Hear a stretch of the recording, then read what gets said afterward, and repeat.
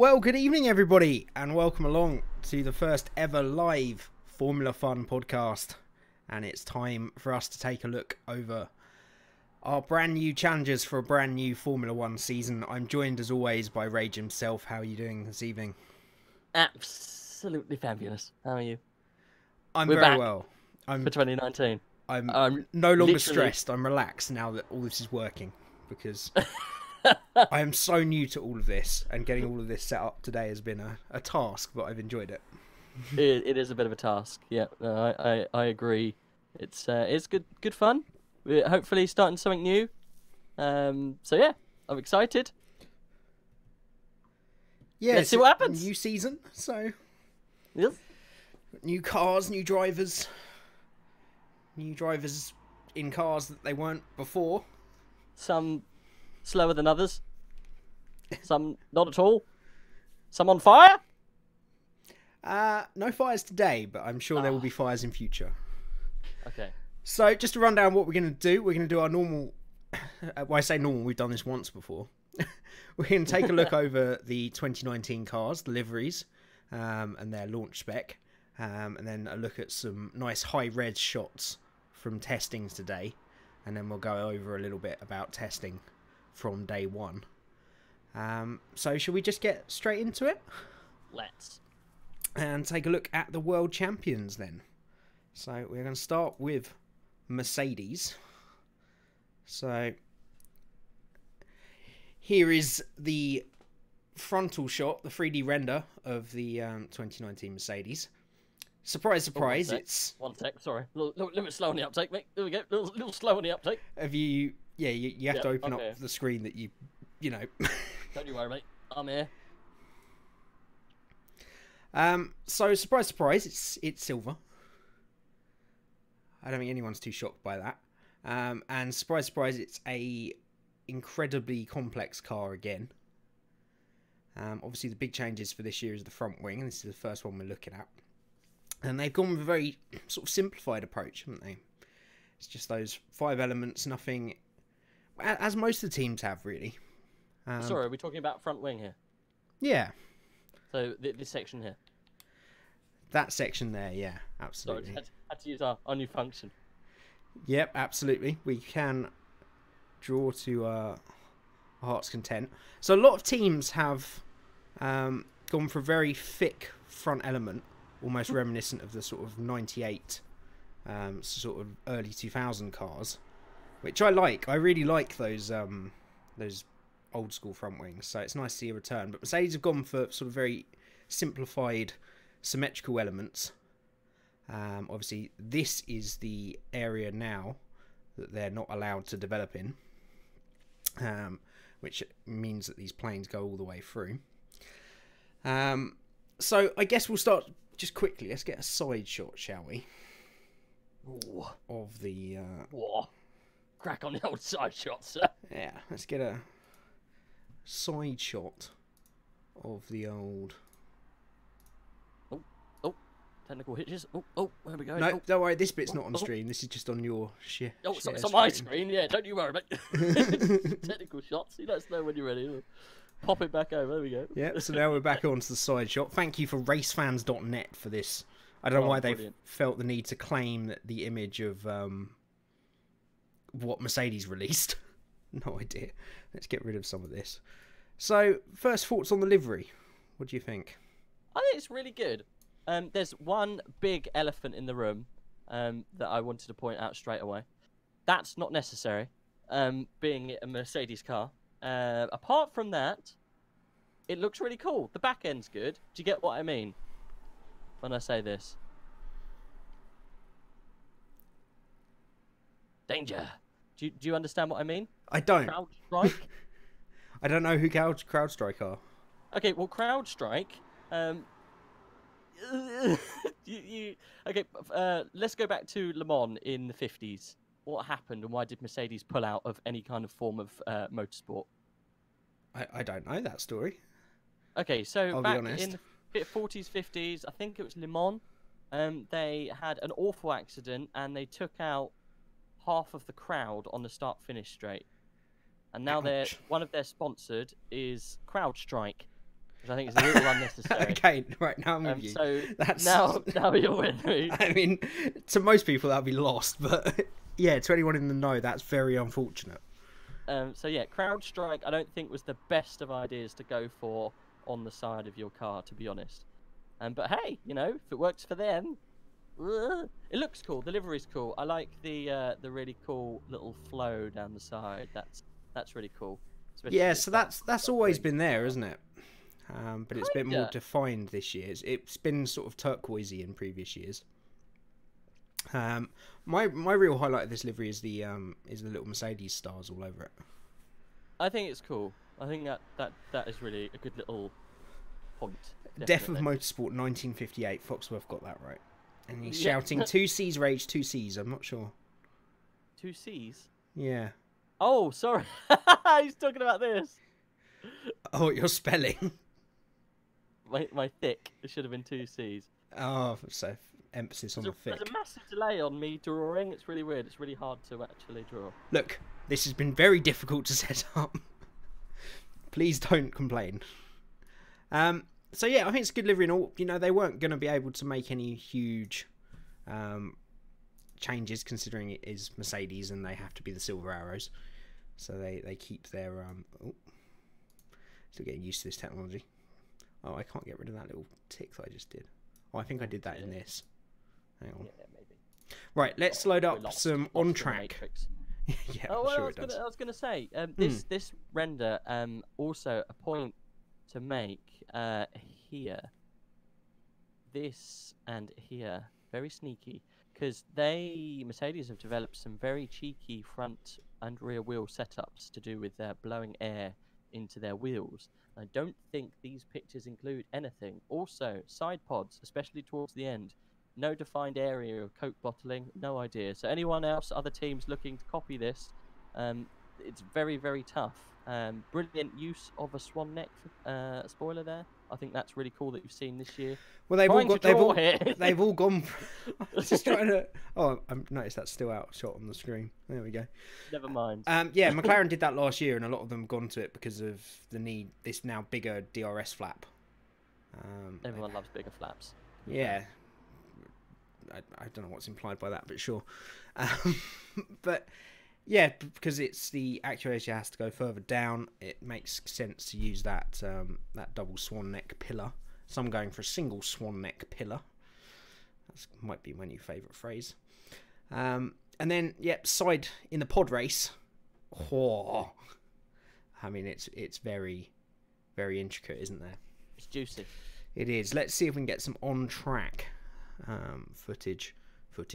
pictures to take a look at how the car, because obviously these renders are always a bit difficult. You don't know if they're going to be hiding stuff. There's been a lot of renders that have been very different to what has turned up in Barcelona today, but here you can see a lovely high-res shot of how it actually turned out on track today. And I mean, these are getting more and more ludicrous every year now, aren't they? The pod race is moving forward, isn't it? Yeah, well, it's the only real area of development they've got. Especially now that the front and rear wings have been changed so drastically, to really not allow. Look at this. Don't move the picture, but look at that. Is that a mirror? That's the mirror stalk right there. Comes Yep. out from the So side. all mirrors now have to be anchored in 2 places. And a lot of them have been coming from the side pod. I don't know the specifics of. Just a prerequisite for anyone that's joining this podcast for the first time. We're not experts on aerodynamics at all, but we like to have a good amateur's crack at this. So I'm not entirely sure what the rules are, but I think it's 2 mounting points. But a lot of them are now they're not allowed to attach the halo like Ferrari did last year, and they're coming obviously from the side pods for a lot of these cars. But yes, we can see some front-on shots a bit later on some of the cars, the methods they've gone through. Hardy, anyone notice how tight the package is in the Mercedes this year? So will that restrict their cooling options at tracks like Singapore? You always have to notice how tight thou package is. The package is very important. not necessarily its talking size. about the Coke It's bottle, the lacking rear- of size in this. The rear package we're talking about here. Yes, the rear package. Are you guys pod men or arse men? We're definitely pod men. Definitely pod men. Yeah, for this Definitely pod men. for this purpose. Fox, I find it ironic that the reason Mercedes is silver is because they choose not to paint the cars, but now they paint them silver. That is That is very ironic. Yeah, they Yeah. should paint. They shouldn't be painted. They should just be carbon, right? Yeah, good point. Good point. And this is carbon. Whether that'll be painted later on, I would imagine so. I think this has been rushed out of the factory, especially the carbon here. It's very slapdash carbon. Yeah, That's very good. that's rushed out. Actually, that shows a really particular way of making carbon fiber. I can't. Oh, you've zoomed in. 1 second. Let me just get rid of that. So can you see the way here that so normally a carbon weave? If you look at this here, the carbon will weave in a very particular way, and they will make this via like an injection molding system, and then it'll be cooked. But this here, because they've made such an intricate, and you can see it's been rushed out pretty quickly. The weave of the carbon doesn't follow suit. It's not uniform. So you see here, you've got a mix of the weave here. So it shows you their development process, how they actually make these parts. So they'll be plopped into a mold and they suck the air out. But as they've done it, and they've probably done it quite quickly, it's not formed brilliantly. So that won't be as aero efficient as the part would need to be. So they'll probably have to smooth that and maybe even lacquer it to get a little bit more. So you'll probably find when you come onto the racetrack in Melbourne, it will look more like this when they've refined the carbon fiber process. So that's called injection molding. Interesting. Very. You've taught me something there.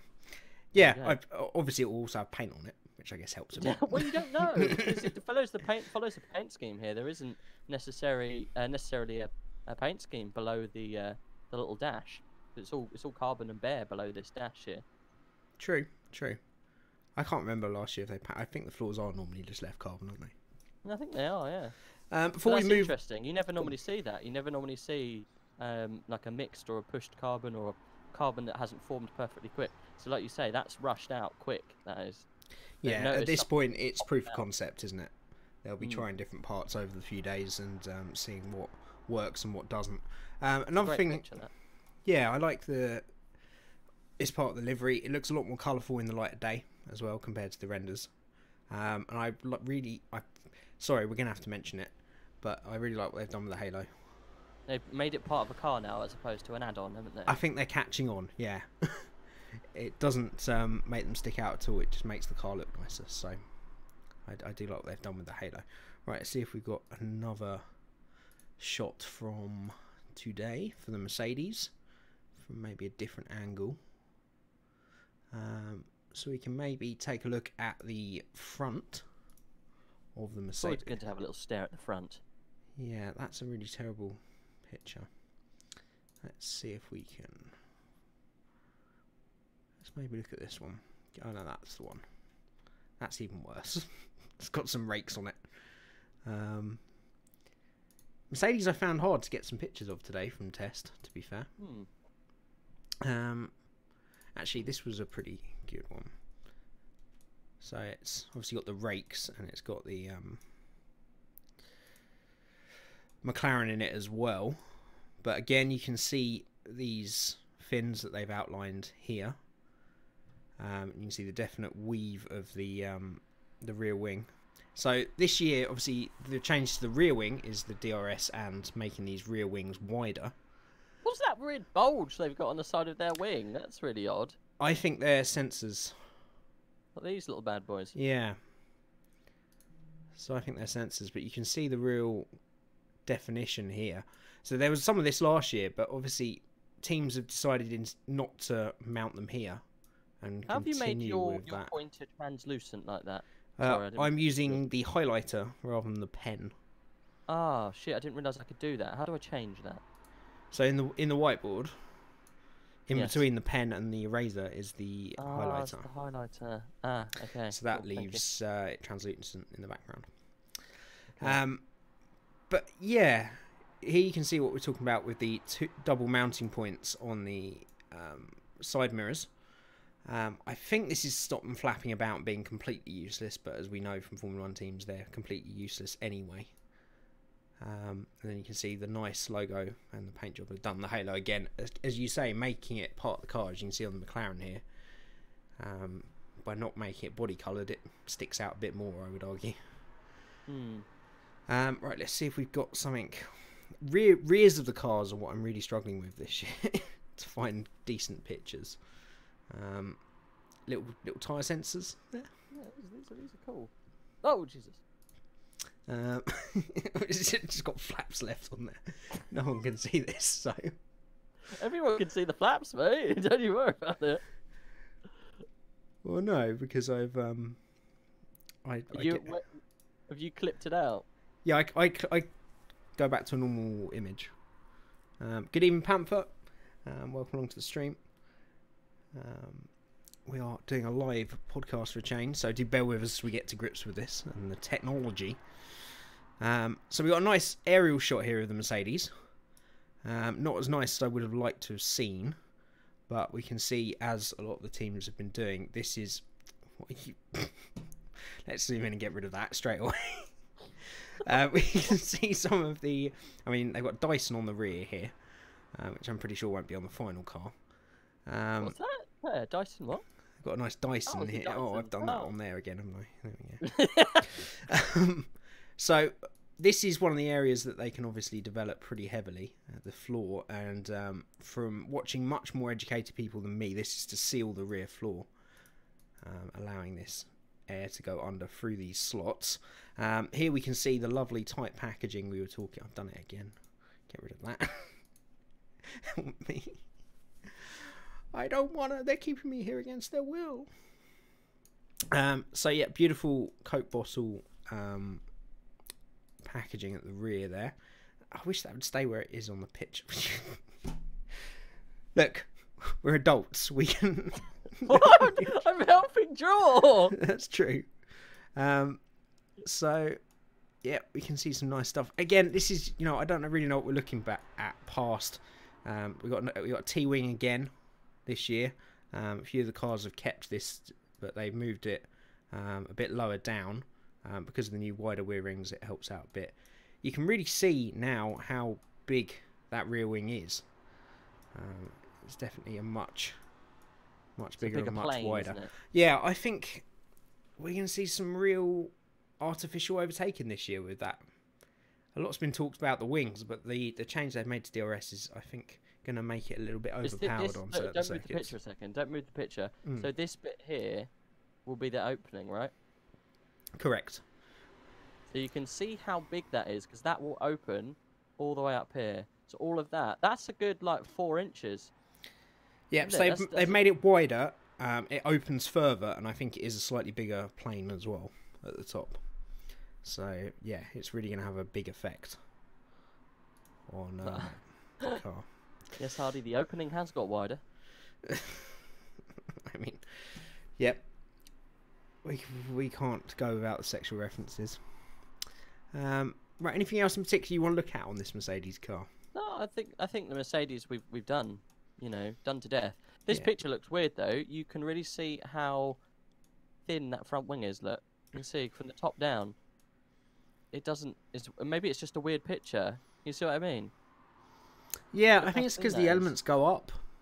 I think they're angling them up as far as possible. So the idea that these guys have gone for can you get a front? Can we get a front-on picture of this? Do you have a front picture so we can have a look at the wing again? Yeah, absolutely.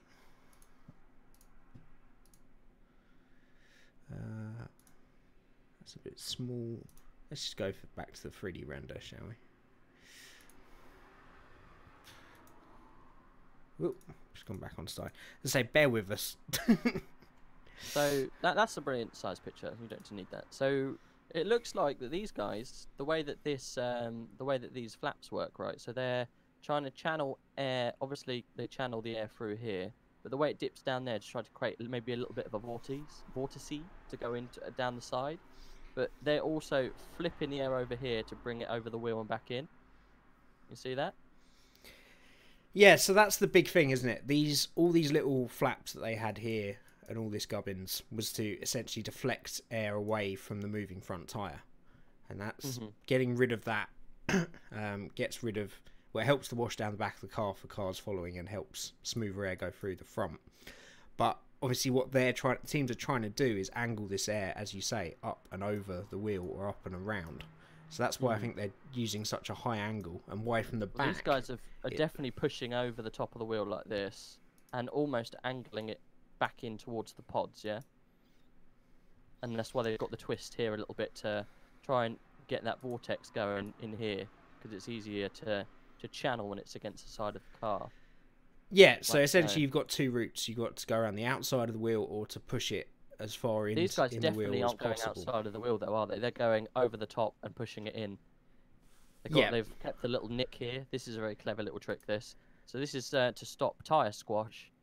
So when the air comes through here like this, they create a little vortex here. So when the air goes round here, round the wheel, it doesn't squash against the tyre. It causes bad deflection around the rest of the car. So what they do, they try and spin it so it spins around the side of the car a little bit better and doesn't hit the bottom part of this wheel. Because when the wheel goes along, a lot of the air is pushed out like this, and it creates bad airflow going around the back of the car. So that's why they have the little spins, and you'll see it on a lot of the cars on the rear edges, the trailing edges of the wings. They have these little flaps, and it's to create a little vortex. Yeah, so they've been allowed to keep those now, and obviously that's to negate a lot of the what's lost from these front wings. But that's why we see so much in this pod area now. Look at that! Like, look, I know this is a render as well, so this isn't what you'll really see, but look how delicate and intricate all of this stuff is. It's absolutely mad. And when we actually get the first on-track stuff in Melbourne, you'll be able to see the full force of all of this going absolutely nuts. It's good to see. Exciting. Right, yeah, let's move on. Move on to another team. Absolutely. No, Rage is definitely better at this aerodynamic stuff than me. Panther, I'd agree. But no, it's interesting to see. And yeah, Mercedes masterpiece, I think. Whether it's going to be quick enough to win another world title, we will have to wait and see. But it's definitely a beautiful looking car. Right, let's move on to who we expect to be their most closest challenger this year, the Ferrari. So let's start with the launch spec pictures that we got. So let's have a look at this one here. Oof. So here's the Ferrari for this year. So the big change: matte paint and black. No white. No whites apart from on their sponsors. This is a really good picture, actually. So there's a lot of detail here in the car, but we can get onto that after the livery. Matte paint, I'm always a fan. I know it's so like 2010 still. Just make everything matte. Saves like half a kilo on lacquer though. Yep. Straight on matte paint. Might not even be paint. Yep, there's a reason the first team to do it were Adrian Newey and Red Bull. Because there is a performance benefit to it. It's the only reason. It's a very slight performance benefit. But it is a performance benefit nevertheless. And I think it makes it look really nice. I really like the black. I didn't notice the matte paint on the original launch when I first looked at the pictures, but I did notice the black, and I think it's a nice change. I think so. I think it's a good looking car. As good looking as a Ferrari can be. Hardy hates that livery. It looks orange in sunlight. It does look very bright, that red. Yeah, I think they haven't adjusted it quite right, have they? They've on used. Track, I think it would look different, won't it? Yeah, Hardy's right. In sunlight and on track, it does look brighter. I think they've used the same shade, but forgotten that it's obviously not lacquered anymore. It doesn't quite work. But for a Ferrari, I liked last year's Ferrari, and I think this one looks pretty good as well. So we can start to see some of the detail on this car. Here's my highlighter. So obviously these slots in the front wing return. Quite a few cars using it. I don't think Mercedes are using these at the moment. But McLaren definitely were the pioneers of having these, and Ferrari have kept them. Again, this is trying to drag and channel air down underneath the car to be worked by the floor. I think there's no entry point in that nose. Might be a small one at the bottom, a little aperture. Yeah, we'll see when we get to the much higher res on-track ones. But they do seem to have a raised pillar here. Whether that's actually used for an S-duct, I'm not entirely sure. Once we get to the front shot, we'll go a bit more in detail into the front wing. But they're using this much wider front plane. Yeah, you can see that their angle is completely different as well compared to the Mercedes. So if you looked at the Mercedes, it kind of went up like this, and then this bit curled in a little bit right towards the end, whereas this one goes completely the other direction and pushes it up like this. So all of that air is going to be, it's almost either forced over the top of the car like this, or even completely round the side of the wheel. It's really cool, actually, this wing. Couple of cars, and we'll talk about the other car a little bit later, and I think you'll probably be able to get a better picture. But it is a really cool wing design, and I liked it very much on one of the other cars. It shows it's still pushing on the development of different areas, even though they're not necessarily a big team. But another thing you can mention on this: look at the size of that opening. That letterbox is huge for the DRS. Yeah, I mean it looks different from top, but from here it looks almost split 50-50, which is the big difference this year. Let's just put it into perspective. Driver's head, it's half the size of a driver's head, so it's going to be a massive opening and then a massive gain. That DRS is going to come into things it's going to be nuts. There's going to be so much overtaking this year from just that alone. Whether it's force, I don't care. You know, the overtaking to get that much of a gap in the back of the rear wing is massive. It's going to be good fun. Yeah, it's going to be very artificial, but hey, it's going to be enjoyable, I would imagine.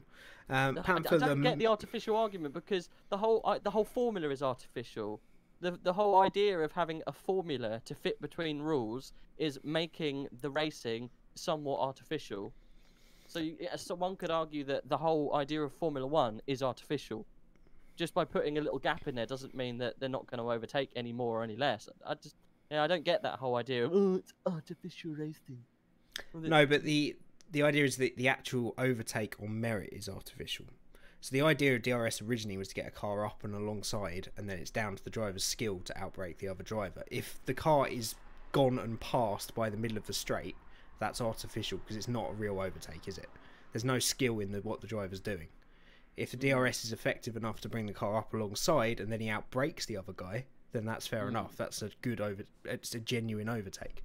It's artificial in the sense that the entirety of the overtake is artificially created. It is on just because of this. Yeah. I get what you mean. It's going to be just right at certain tracks where DRS has been pretty much useless. Hungary comes to mind. Places like Monza in Canada, it's going to be a shit show. But we'll see how that gets on. It may well create very exciting overtakes. You never know. You may see two cars going past one.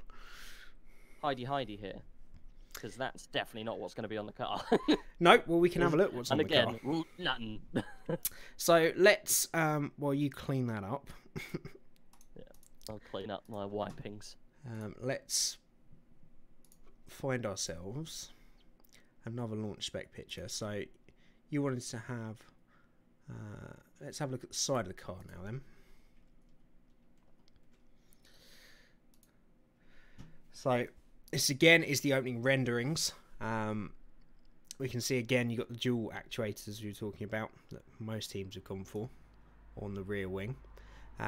Multitude of slots. Ferrari going for that sort of split rear wing, which we'll see in some other shots that McLaren were going for, which I presume just channels air two different directions. I don't know. I don't really know how much that works. And then you've got the very high sides pods again, and this sort of boxy shape around it for the intake that they had last year. So they've kept with that philosophy. It's not really a year for going drastically different, is it, with the big rule changes? Well, look at that rake. Yeah, renders is always difficult, isn't it? Because it's a 3D render. They can put whatever rate they bloody like on it. But still. They could make it like that angle if they wanted. It's up to them, isn't it? I'd love to see one do that just for lols. They got some good mix of the thingy here. Look, put in the old colours. Yep. Again, Ferrari were one of those that were very good last year of integrating the halo into the paint job. I'd argue it actually sticks out a little bit more this year compared to Mercedes. But again, we can see that the way that this black works on the livery. I think it's pretty nice. But let's get on to some actual on-track shots. For God's sake. Well, they might as well.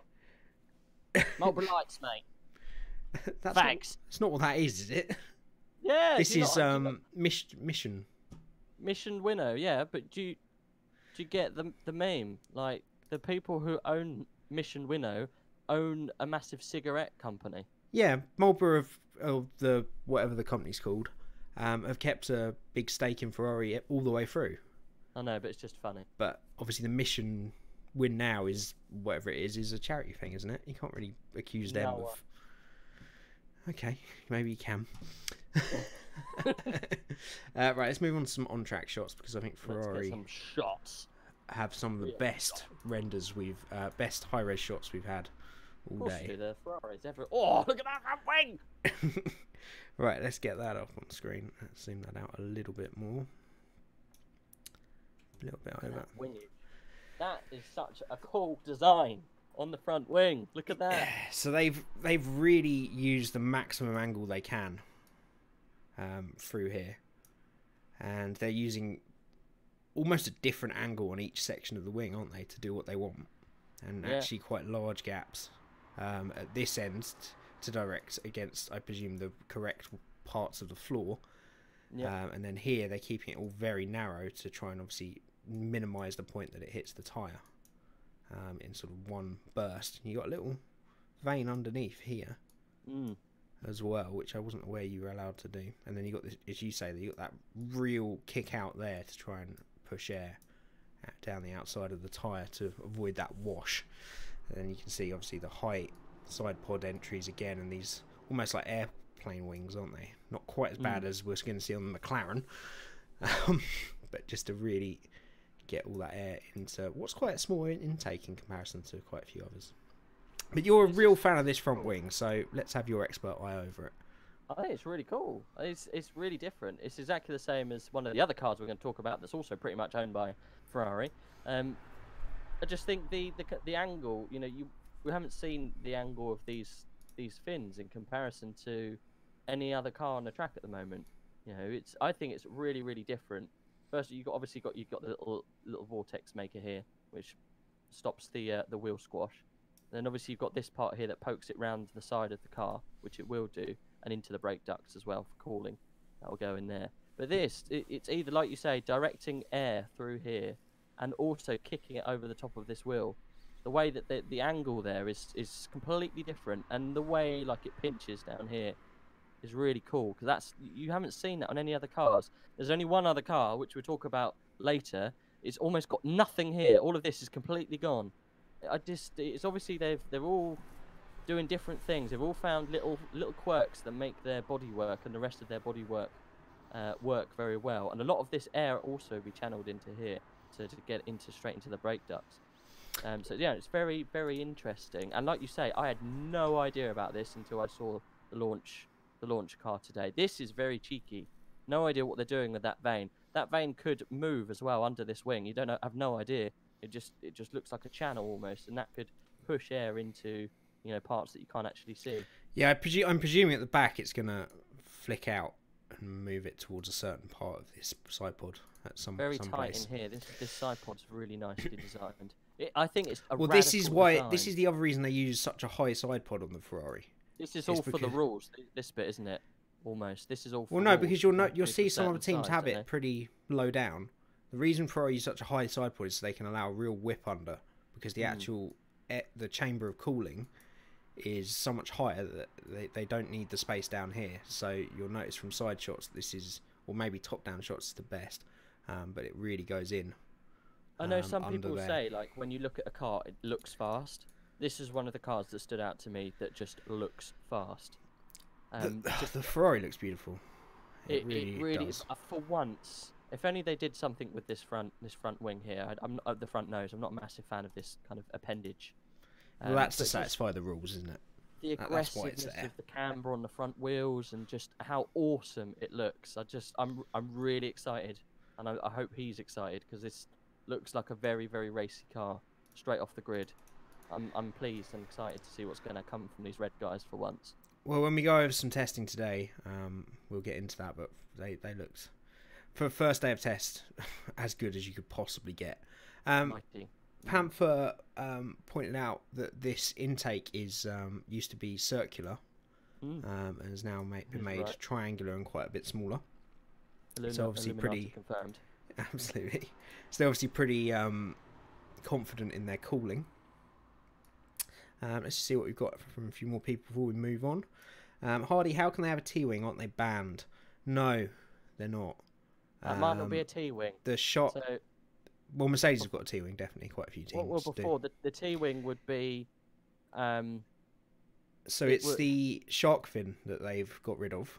I think there's still a small section. It was up here, wasn't it? But they would have written into the rules a little rule saying vanes that sit on top of the air intake are not allowed. So you might find that these actually sit on a different piece of bodywork to negate the rule. So they're still there. So there is no rule banning a T-wing. Is there not? There is no rule. I can thought they still weren't have allowed T-wings. To run a top T-wing up here. No, so it's the shark fin that I think they've got rid of. Oh, that's the thing that you can't see it, but it'll be here. Yeah, it's the long streak along the back. Some teams have still got a little one built in, but T-wings are still allowed. I didn't think they were allowed. Okay. But teams have put it a lot lower because of the changes to the front wing. You can see what it's doing by the outside of that. You did that on the actual picture. Mimicking. I know I can move it. Actually mimicking the inside of the wing, the same shape, to just punch it through that hole. I think is the idea. Right, let's just read a few more comments before we go through. Panther, it's only banned on the top. Oh, okay, so maybe Rage is, maybe it's a combination of both. Maybe they allowed it in a certain place now. A few days later, breaking news: Ferrari's T-wing has been banned. Wouldn't surprise me. Foxworth, really exciting rule changes. To be honest, by changing the front wing aerodynamics all over have to be redesigned. Well, that's it. It changes so much on the cars that we don't really know till we turn up in Melbourne how big an effect it's had. Chamber of Cooling, is that a Harry Potter book? Probably. Chamber of Cooling. Right, let's move ourselves on to some other shots of the Ferrari. We do have 10 cars to get through. Yeah, let's get some side on. And I'm determined we're not going to miss Williams this year, which is what we did last year. Oh, I need to give you a picture actually of a car. Let's see if we can get some bit better shots of this side area. So let's move on to this Ferrari here. So again, you can see just the real boxy nature they've got of that side pod and the way it's just pushing air around. I'm drawing on it again. There's actually not that much gained off that picture that we haven't already seen. Let me see if I can find a better one.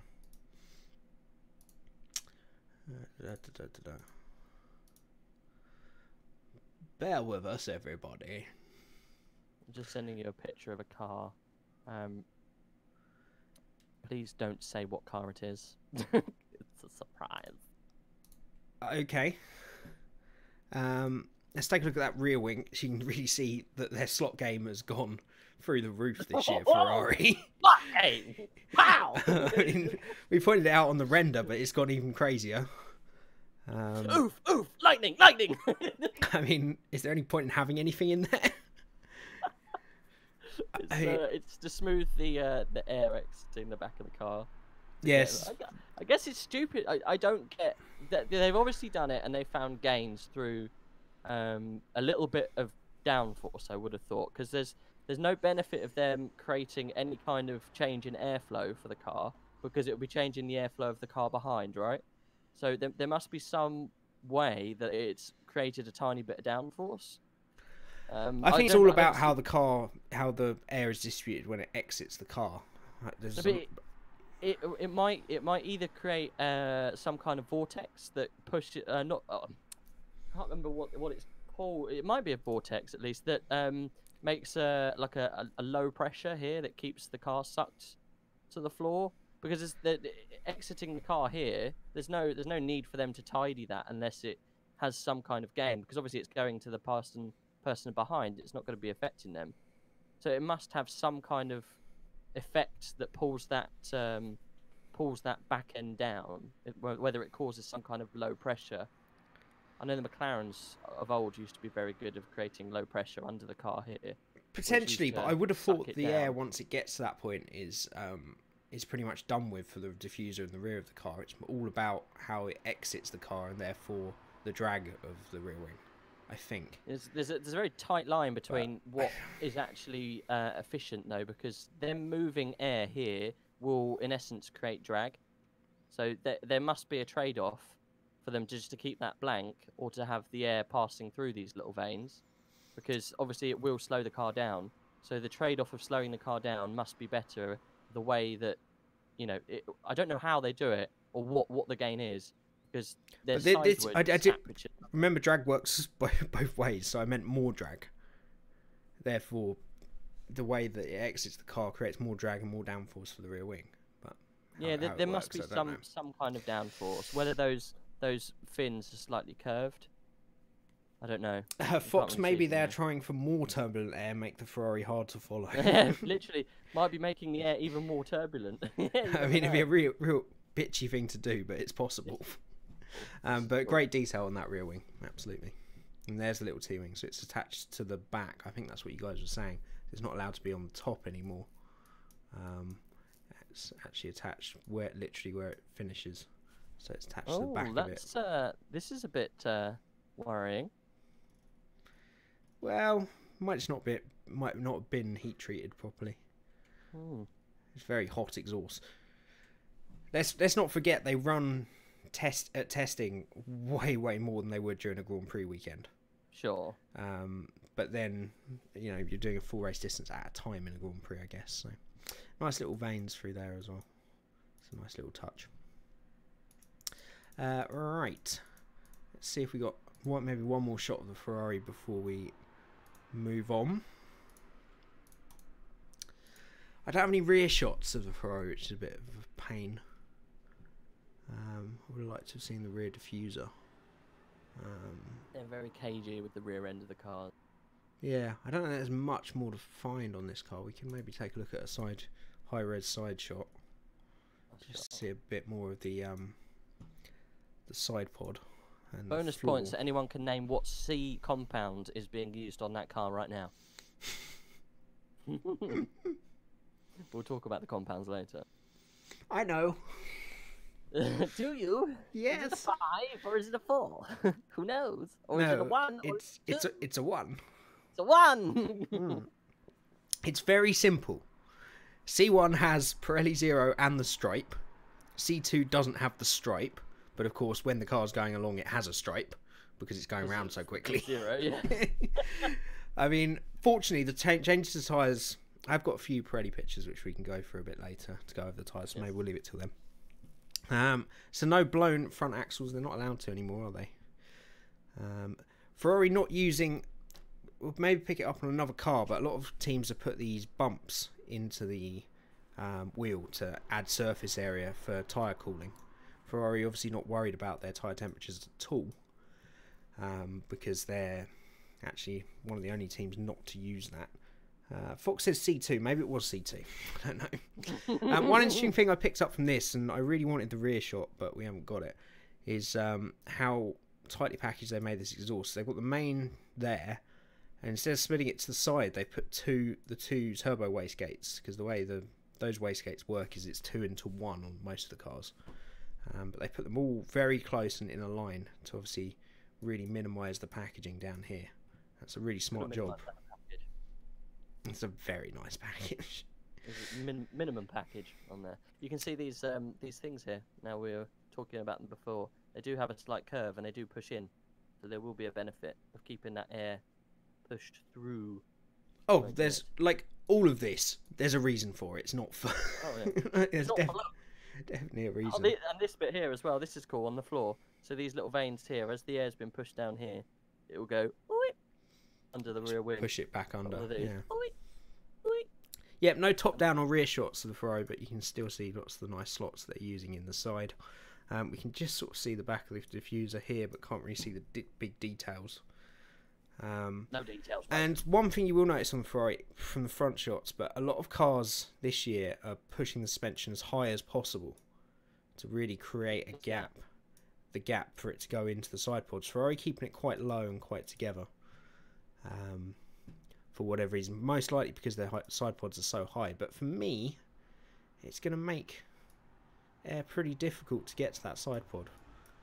But that's the fact you can see the how this tight Coke bottle package is working here. Look, the way how high like you say, how high this this bit is here.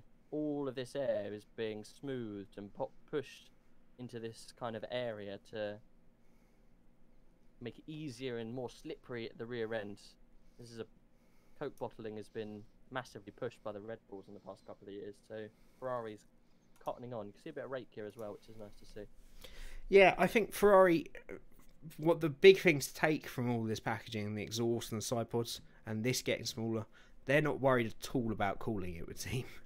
No. I think they've made some big steps in the engine department. Maybe not in power, but just with efficiency and cooling, because this is super tight around here. This is all together, so not really dissipating the heat. So they're not worried about it there. This is like McLaren tight.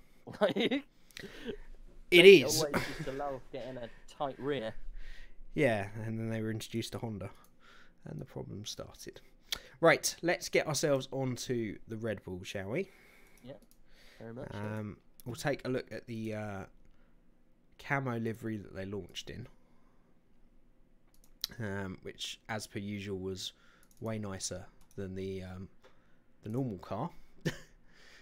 Right. Let's just have a look at the launch spec image for them. Thanks again to race fans, who apparently now have to put a watermark on there to show that they own a Red Bull image, which was released by Red Bull.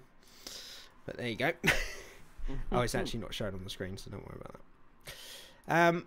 So yeah, they launched this pretty cool livery. Obviously the first Red Bull Honda. And going to be a really, really big season for them. I mean, livery better than the real one again. Yes. Yeah, it really is, isn't it?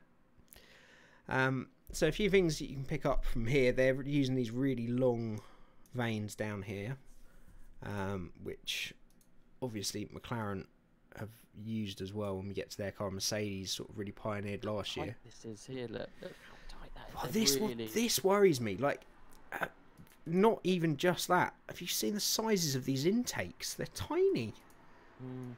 I wonder if they're going to have to open that up a bit more. Either Honda have made big progress, or more likely Red Bull and Adrian Newey just said, look, we're going to make the car we want around your engine.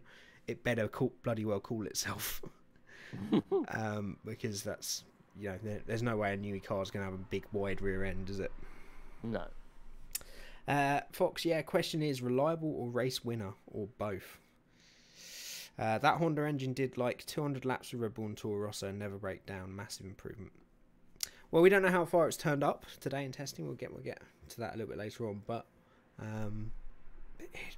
all the noises last year were positive coming out of Toro Rosso and Red Bull about this year's Honda engine. You notice a little S duct there? Box. It is People, a box. people were just like, oh, look at that letterbox. It's a bit different, isn't it? Real bulbous letterbox. Yeah, they keeping the S. Yeah, got the old Antiques snout. Sorry. Oh God, what have we done now? What have we done? What have you just done? You see, he's offering all this great aero advice like he's actually knows a thing or two, and then he just turns into a little child. Just drawing all over the place. But we'll see some better shots of the actual launch car that we saw on track today, but some great side pod areas. This is all just livery, really, isn't it? Yeah, but this Red Bull are always good. They don't use renders. And so close to test, you knew that this was probably going to be pretty close to the car anyway. And you can definitely see a lot of the detail that they've put in. Look at the size of the front wing, I noticed on this. Look how freaking big that is. Well, these kind of pictures, it's the same for everybody, really. It looks huge. But they've made it a lot bigger and a lot wider this year. Like, look, same with the front and back. So these kind of shots show it.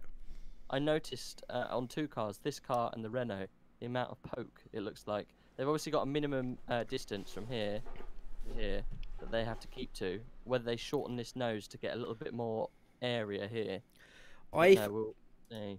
I think this is the angle of the shot, because this area is, you cannot develop. It's the same size in every car, and this distance out the front has to be the same on every car, the actual length of the nose. So I think it's actually the angle that we're looking at here, but this is pretty much the same on every car, so there's not actually much difference there. Yeah, I can't colour that. I know, I've drawn it on the thing again. This isn't as high res as I'd like, so let's get on to some high res pictures of the actual launch car today. Res me up, bitch. That's what we like, the nice high res images. We can get real close. Give us the res. Get even closer and we know even less what's going on. So, this was the launch pictures today that the Red Bull brought out. So again, massively different to the Mercedes and Ferrari. They're using this massive plane, which you see on the Renault as well. Using the front two planes, almost like, if you get rid of this, they really are back to sort of mid-90s, late 90s, early 2000s cars, aren't they? So those two massive planes. But then they are using the shear angle here again of these three elements to get it up and over. But this is just the smoothest entry possible, isn't it, for the air, and then to push it out under the car. We've got the typical high nose of Adrian Newey, who gets this triangle here. You'll probably see when we get a side on that nose is probably up quite high, which is quite good. You like to see little Newey touches. Again, it's got little vortices on the sides, which is cool to see, and the push and the squish out the side, look. But this is mad. All of this is just so overly developed. All these veins, look, all of these little tracks. Yeah, so should we get this cleaned up? Yeah. And then go for a nice, because this is a really high res image. Just before we move on, can you beam me up, Scotty? Guide me in, Smithers. I told you not to say that anymore. Quick story, actually. Quick story time. This here. I know, right? You know the story behind that? I do know the story behind it. So it was on the Force India last year, and it's been moved over to the Red Bull this year. And from all sources out of China, it is an illegal gambling site. Yes. Now that's been cleared up a little bit by saying that actually, that actually all gambling in certain areas of China is illegal, so therefore all gambling sites are illegal. But still, it's a bit of a weird, dodgy sponsor well, it was for Force India, which turned up for one race, and now it's on the car again for Red Bull. So, a little strange. What about those shiny wheels? I guess we're getting onto the tyres. Yeah, I'll show you those a little bit later. We've got some Pirelli shots, yeah. Hardy, the actual livery looks like absolute crap compared to the testing livery. Yeah. Yeah, it does. It's just the typical Red Bull livery, isn't it? Really? I know, they just don't allow the sponsors to carry on about it. Able to fit so much Red Bull here and here. Yeah, exactly. You couldn't really read the Red Bull otherwise. Fox, yeah, there is a good argument for having the same livery. Having consistency in the livery defines an era rather than a season. Example being Marlboro, McLaren, Honda. Yeah, good point. It's their branding at the end of the day, isn't it? But I don't think anyone disagrees that the testing is. Well, this is high res. Is the best. Yes, it's proper 4K, mate. So, I mean, where do you start on a beautiful car like this? So I guess the first thing is you can see the depth here of these wings that they've put out to the side. They're going almost with the box shape that Ferrari have, but they're just using sort of two winged pillars, almost like aircraft wings, and this tiny little intake here that they're obviously splitting the two channels of air going in. Again, this is all just I think these wings, not necessarily directional, they more speed it up down the car, or is it directional? I think it is directional, yeah. Like the air will literally hit these points and be either directed or pushed in a certain way against the car. So the air doesn't necessarily want to stick to the car properly. So if they have these little diagonal bits, it can almost flip it in back towards. Because what they want to do is get the air as tight as possible round this package. They don't want it popping out over here. They want it all to stick to the paintwork as quick as possible, as much as possible. So all of these little fins in these directions are all really to either push the air into a certain place or to keep it flat against the main base of the bodywork as much as possible. Okay, so that is the effect they're having. So I know very little about Aero apart from do I, really, where it points its way. But you want to get the air as cleanly through the points of the car. So the whole idea of the Coke bottle is to keep the maximum. Almost the whole car is part of the wing, isn't it? Really, it is a wing going through the air technically. So every single point that the air is being pushed against the bodywork, so throughout here, is creating downforce. So every single point is going to create downforce. So as much direction they can get with these little fins, it just tidies the air and stop it from spinning. They want the air to be as clean as possible. So they may have found that when the air enters through here, it wasn't as tidy as they wanted to. So if they put these little wings here and it smooths it out, so instead of it spinning, it will be pushed into a nice cleaner line towards the back of the car. Because it might be a little bit crazy by the time it gets here once it's come through these bits. Because these bits, they do, the top bars or whatever that attach to the wheels will ruin some of that nice clean airflow that the front wing has pushed its way. So these little bits maybe just clean it up and smooth it into, because there's a couple of bits here as well, that smooth it into the side of the side pods a little bit better. Yeah, so this is a really nice area. So it obviously pushes it round and again round, but letting some through out the sides, hitting certain angles. But they may have found that some of the air didn't go in as clean as they wanted to, so he's directed some of that air out as well to push it around the back of the wing. So every single little surface on this car is so intricately designed, and all of this will change, throughout the period of the car. It will never stay like that. They'll find, well, that didn't really work for us. We'll change certain little bits. But I love the FIA's free use of this.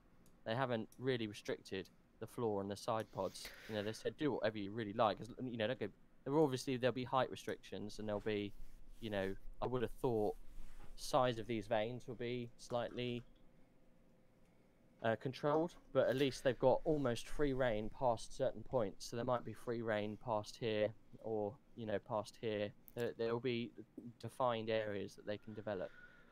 Yeah, pretty much this whole front side pod area was opened up to whatever you really want to do. That's the one big area under the new regs in 2017 that they opened up, which is why we've seen this ridiculous pod race. But it's great to see these intricate parts when this is the real important bit, front and rear wing. When you're oh, my mouse has run out of battery. That's great. Talk among yourselves. Obviously the front and rear wings have really helped with the following, etc. Well, we hope it will simplify that, but there's no reason they can't make this as complicated as possible. And this is, for me, Formula One. This in this modern age is this just ridiculous amount of aero and stupidly complicated. It just looks pretty damn cool. Rear wing, again, we can see very little from here, but again, you've got this very defined shape. You see the wider rear wing. Wing mirrors, they've got a little winglet over the top. I think that's pretty much from this front angle. So let's see if we can find some on-track pictures from this car today. So we can maybe get another look at those all those little wings and side pods in action.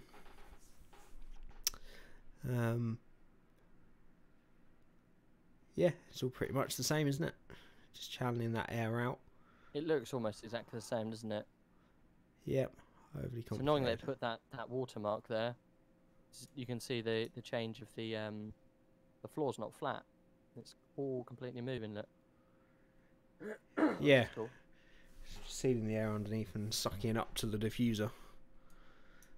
But the half of the aero as well that you can't even see on this car.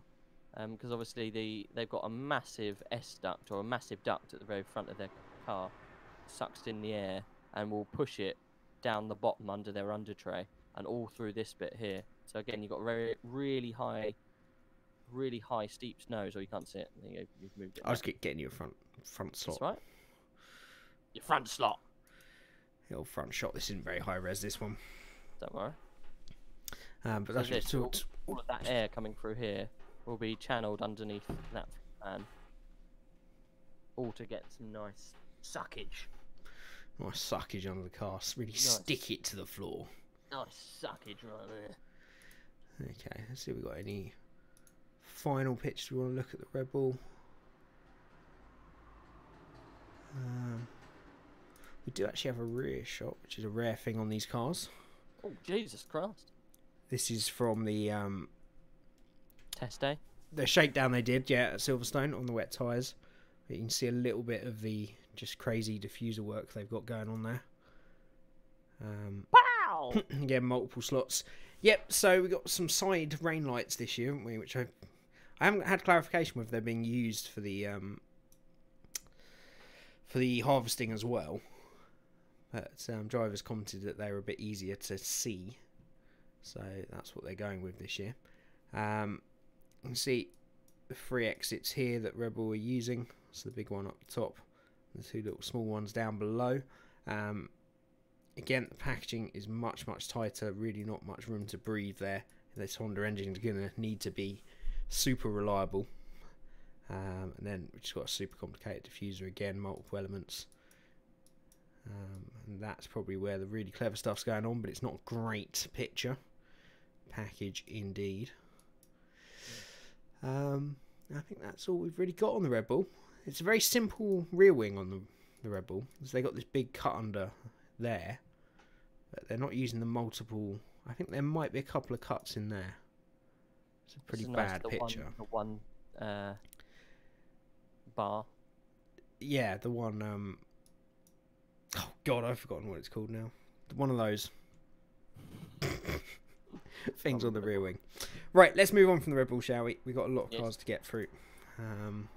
As per usual, we went probably way too in depth on the first couple of cars. So next up, should we go to the Renault 4th place finishers last year? Yep.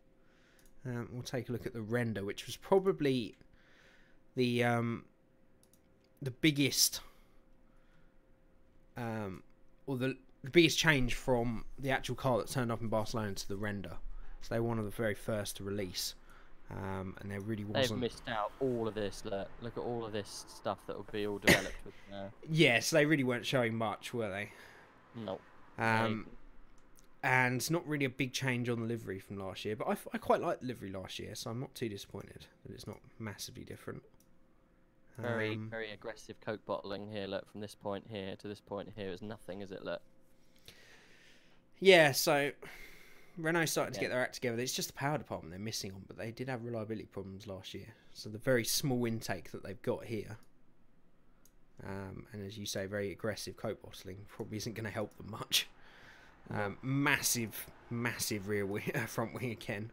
And here we'll see on some of the on-track ones, but this is this massive section I'm talking about. It's more pronounced on the Renault than any others. That bottom plane, this whole bottom front wing just has been left as one continuous piece pushing clean air, I presume, under the car. Again, they've got sort of the multiple sort of airline style wings like they're trying to take off. And again, nothing in that area on the renders at all, is there? Oh, yeah. It's very not really very much basic. point looking at this car, to be fair, apart from really the livery, until we see what actually came out on track. But yeah, I think the paint scheme looks nice. Okay, well, we'll move on to some on-tracks in a second.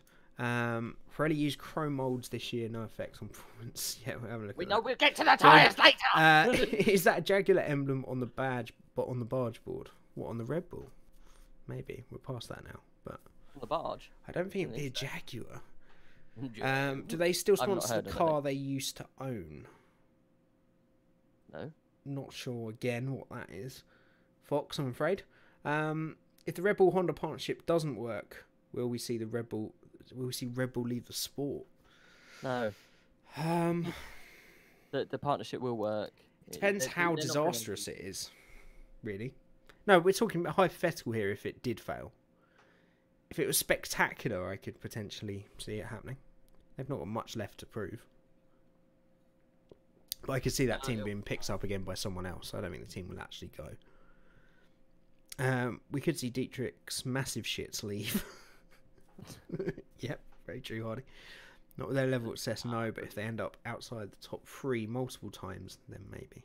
Yeah, we'll wait and see. Right, let's move on to some on-track. I'm just... It's the point of the live podcast. We can interact with some peeps. Oh, yeah, no, interact as much as you like. Shut up, you bastard! Wow. Okay. So, you know that nice front wing that I was talking about on the Renault? Yeah. Completely disappeared. It wasn't on the car at all to date. This car couldn't be more different from what they launched in the renders. Yeah. Again, this really low slot gap here and sort of wide open, especially this gap, is massive. It's a lovely gap you've got there, sir. It is. That's really going to punch it, Chewy, right through the middle. And again, some really nice turning vanes on there, and a lot of work sort of sweeping the air up through under there. Not really much going up on the nose, no opening. Not too high, so they're not too worried about the air that's going through there. There is a little sort of S duct there where that's drawing in, probably from the underside of the nose, up there. And then we've got these 2 little pillars here that are on most cars, actually, aren't they? Aren't they the cameras? And then we got your favourite little squiggly outside. It's a fairly standard effort from Renault, isn't it? There's nothing groundbreaking on the car, but they just need to make a good dent into that top 3, don't they? These are the biggest pods we've seen so far. Yeah, easily. Top, I don't think so, because it's quite a narrow little hoop. But sides are definitely, there's some big old radiators in there, isn't there? Not as efficient as it looked on the launch. But no, it looks okay. I'm not a massive fan of this car. I think it looks okay, but I haven't looked at many pictures of this actually in testing spec. These are cool. These little, almost like little eyebrows. They're nice. Yeah, so we've seen that on a few cars. We'll see it even more pronounced on the McLaren. These wings, they choose not to completely join them up like the Ferrari. But yeah, these definitely seem to be a big thing that all the teams are going for. Right, those hollow mirrors. Those mirrors have got cutouts. See? I don't think they're hollow, but they're definitely allowing air through, aren't they? Yeah. That's what I mean. They haven't got the gaps right in the middle like Ferrari had this year. But yeah, a lot of teams, we've seen a bit more of that this year since Ferrari did it last year. But yeah, you can see this is all intake, isn't it? There's a lot there. Huge intake. Another sort of gap there. Is that just a trickle of light, or is that actually? No, could be a little. Could be a little intake there as well. Cheeky little slot. And we can see sort of down here, there is quite a lot of complex aero work going on down here, but nowhere near as busy as the Mercedes or the Red Bull. They don't need to make huge steps; just need to build on what they've been doing, Renault. So it's a fairly safe bet from them, isn't it? Really. That looks good. We've got just another. I think we've got one more shot showing the back of these pods. This just gives you a bit of a better idea. Big pod right there. Yeah, so there is quite a bit going on here. They're definitely not building as much into this side pod as a lot of people are in sort of this area. They're definitely making a big concerted effort to get that air out and around the car. Not sure about these connectors. I think they were a bit last minute, weren't they? Yeah, this structural. is weird, though. The way that these face, like, they almost look like they're... It's very odd, that. They're pushing it very wide, aren't they? They're pushing it properly out. Or, on the worst, they might be pushing it right in. I don't know. It looks like it's pushing it out, like, properly out round the side. I don't know. Look, normally you want air to tuck right in here and almost stick to the side of the car. It's different. We'll see if it works for them. It has to work for their car, yeah. And very, very interesting front wheels on the Renault as well. Oh yeah, look at that! I haven't seen that. Look at that little veins here. Yeah, so a lot of the cars are putting those sort of bump. Oh, that's far too big a pen for that. That's what she said. Not. Let's hope not. So a lot of that's stop using that pen. So a lot of cars are putting these sort of little bubbles on, aren't they, to dissipate. This might just be sort of a radiator element, again with the same idea, just having more surface area. I don't think it's really air. I think it might be heating. But very interesting front wheels on it. Absolutely. Oh, for fuck's sake. Move it. Oh, it's not quite into shot on my stream. Go on, let's move it. Oh, he's got rid of it. No. Good lads. So yeah, not much. It's. I could see Renault definitely getting away from the midfield this year. I think they've got the resources, definitely the drivers now, and they had a very solid car last year that they didn't maybe take full advantage of. So I think it's not completely out there, but it looks a safe enough platform to get them up and away from the midfield. But we'll wait and see. It's definitely not adventurous, and that could in turn hurt them, couldn't it? We'll have to wait and see. Completely flat floor on there as well. Absolutely. Right, let's go to the audience. What car do you guys want to see next? As we just have a little... Do you guys like the new format now that we're live, and the new graphics as well? It took me a long time to do that picture. But you know, James Hunt and Daniel Ricciardo in the Gentleman's Lounge. It's not quite the set that we hoped we had, but Haas. Okay, let's go on to the Haas graphics race. Okay, right. Let's go from the launch pictures this morning, shall we? Oh.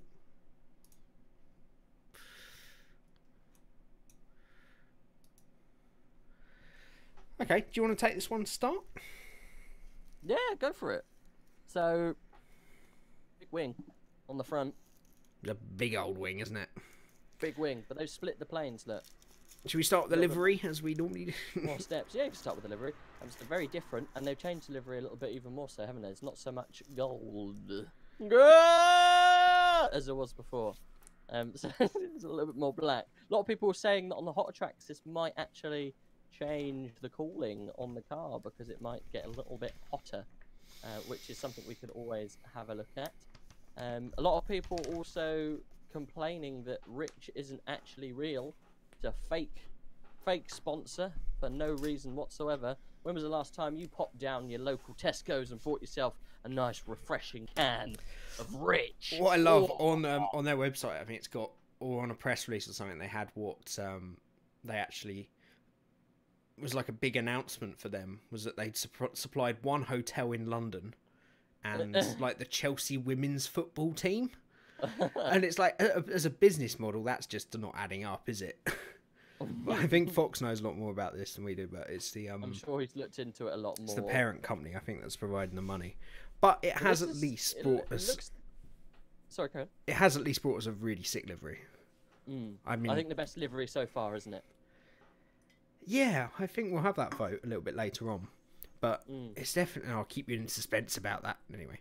But, you know, black and gold is always such an iconic colour on the grid. Been in many teams throughout the years, not just Lotus. And, yeah, I think it looks amazing. I really wasn't a fan of the grey on the Haas. Not so much. I think it's a big step forward. And, yeah, I think it looks One smart. thing to note about this car, though, I know we'll probably look into the air a little bit more, but this is the first Ferrari car to have a completely different... Oh, sorry, I zoomed it in before you when you drew. Yeah, there's a bit of a delay on my side. But yeah, it's a different wing system. The way that they've done it is not so much of a... because the other Ferrari wing almost went like this. So this one is very similar to what we've got at the Mercedes and and the Renault-ish. I know all of them will be very different. The vortice thingy doesn't stretch the whole length of the front wing, which is weird. So that's to create, like I say, the little wash here to stop the tyre squish that you get out here. So that's to smooth the air going into the tyre. So that's cool. These vanes, though, like I said to you before, it's a step system. Last time you had the massive plane on the Renault, but this one they've got steps. So they're obviously distributing air to different points on this side pod to probably bypass these struts. It's cool. I like this car. I'm expecting good things from Haas. It looks like they've really spent some money developing all of this.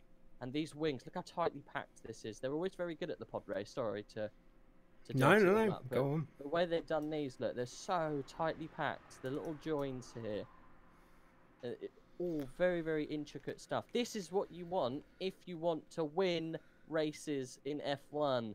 They're not going to win races, but this is the kind of thing you need to do to get there. And it's promising that you've got such a good pod, you know, for here, and a good front wing. This will be a very steady car.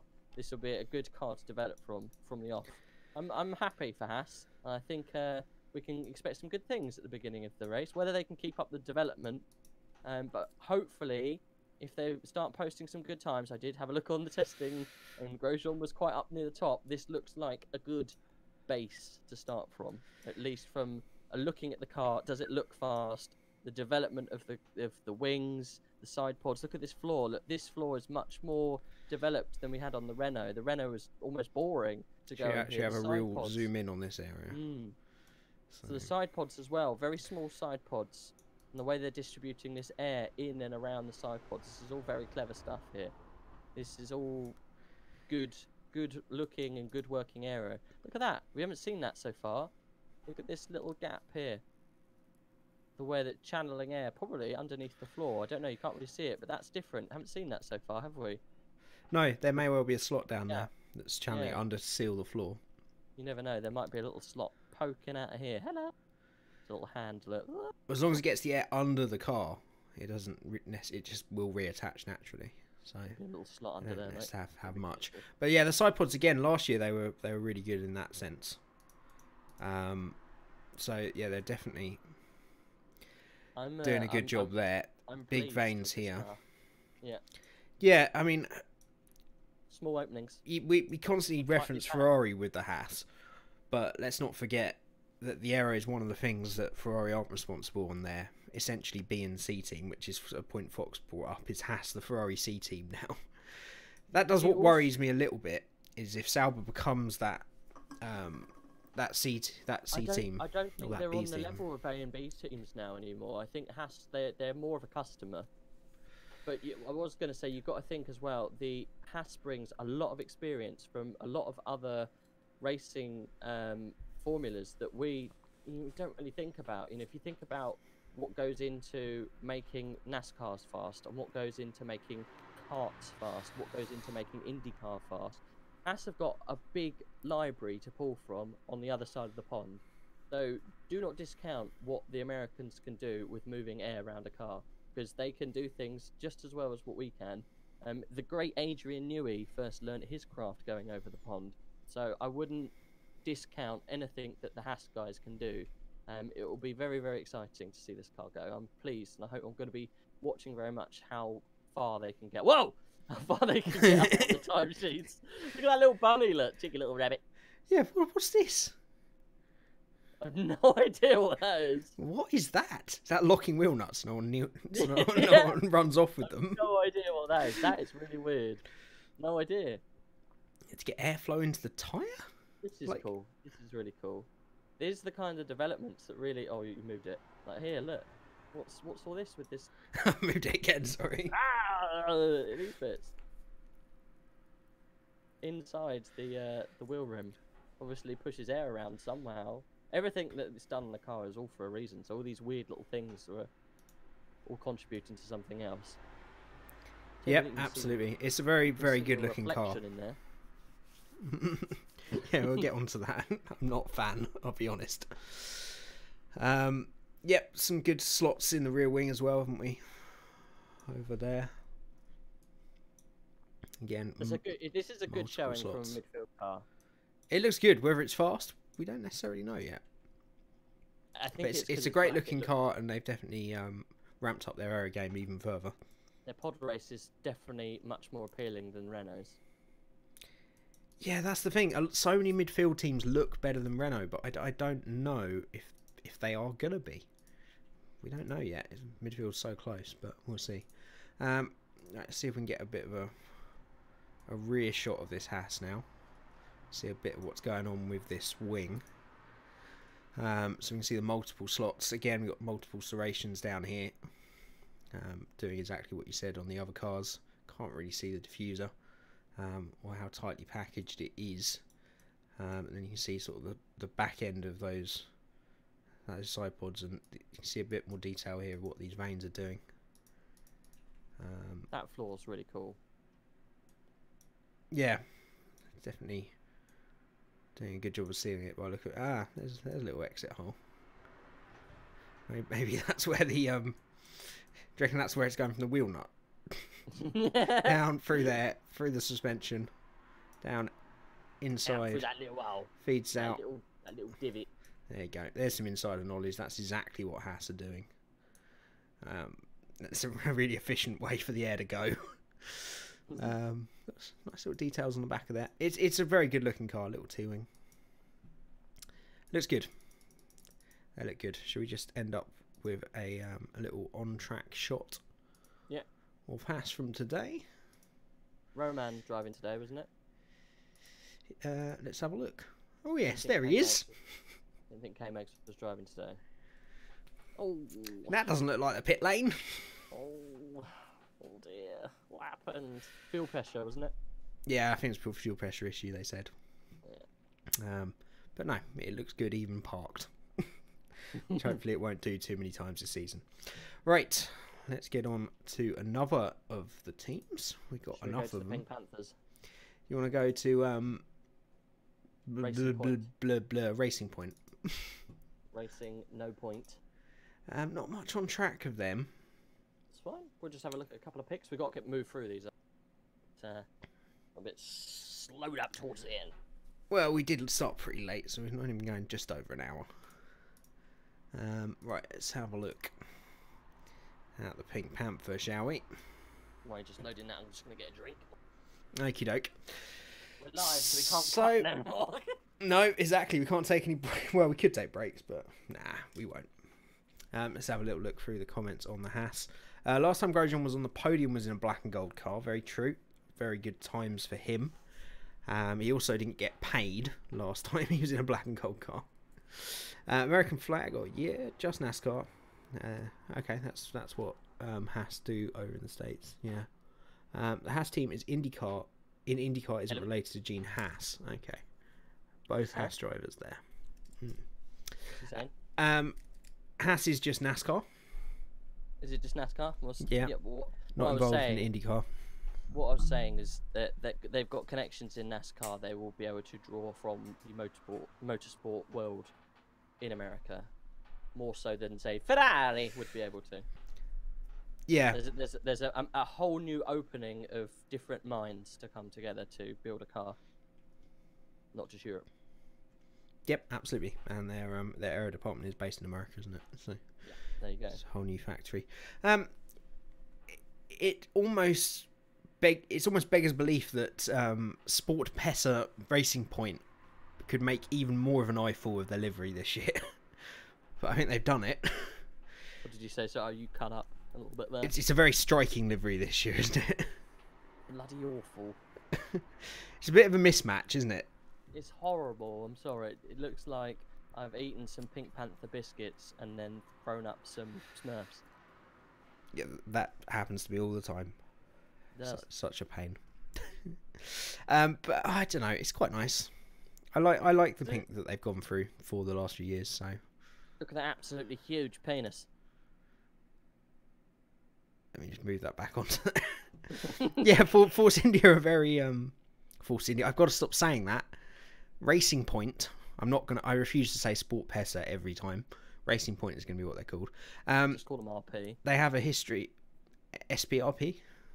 SPRP. Yeah.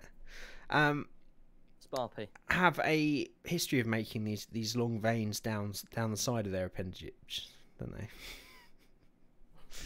I just realised what I said. Anyway, but they've kept the pretty flat plane front wing.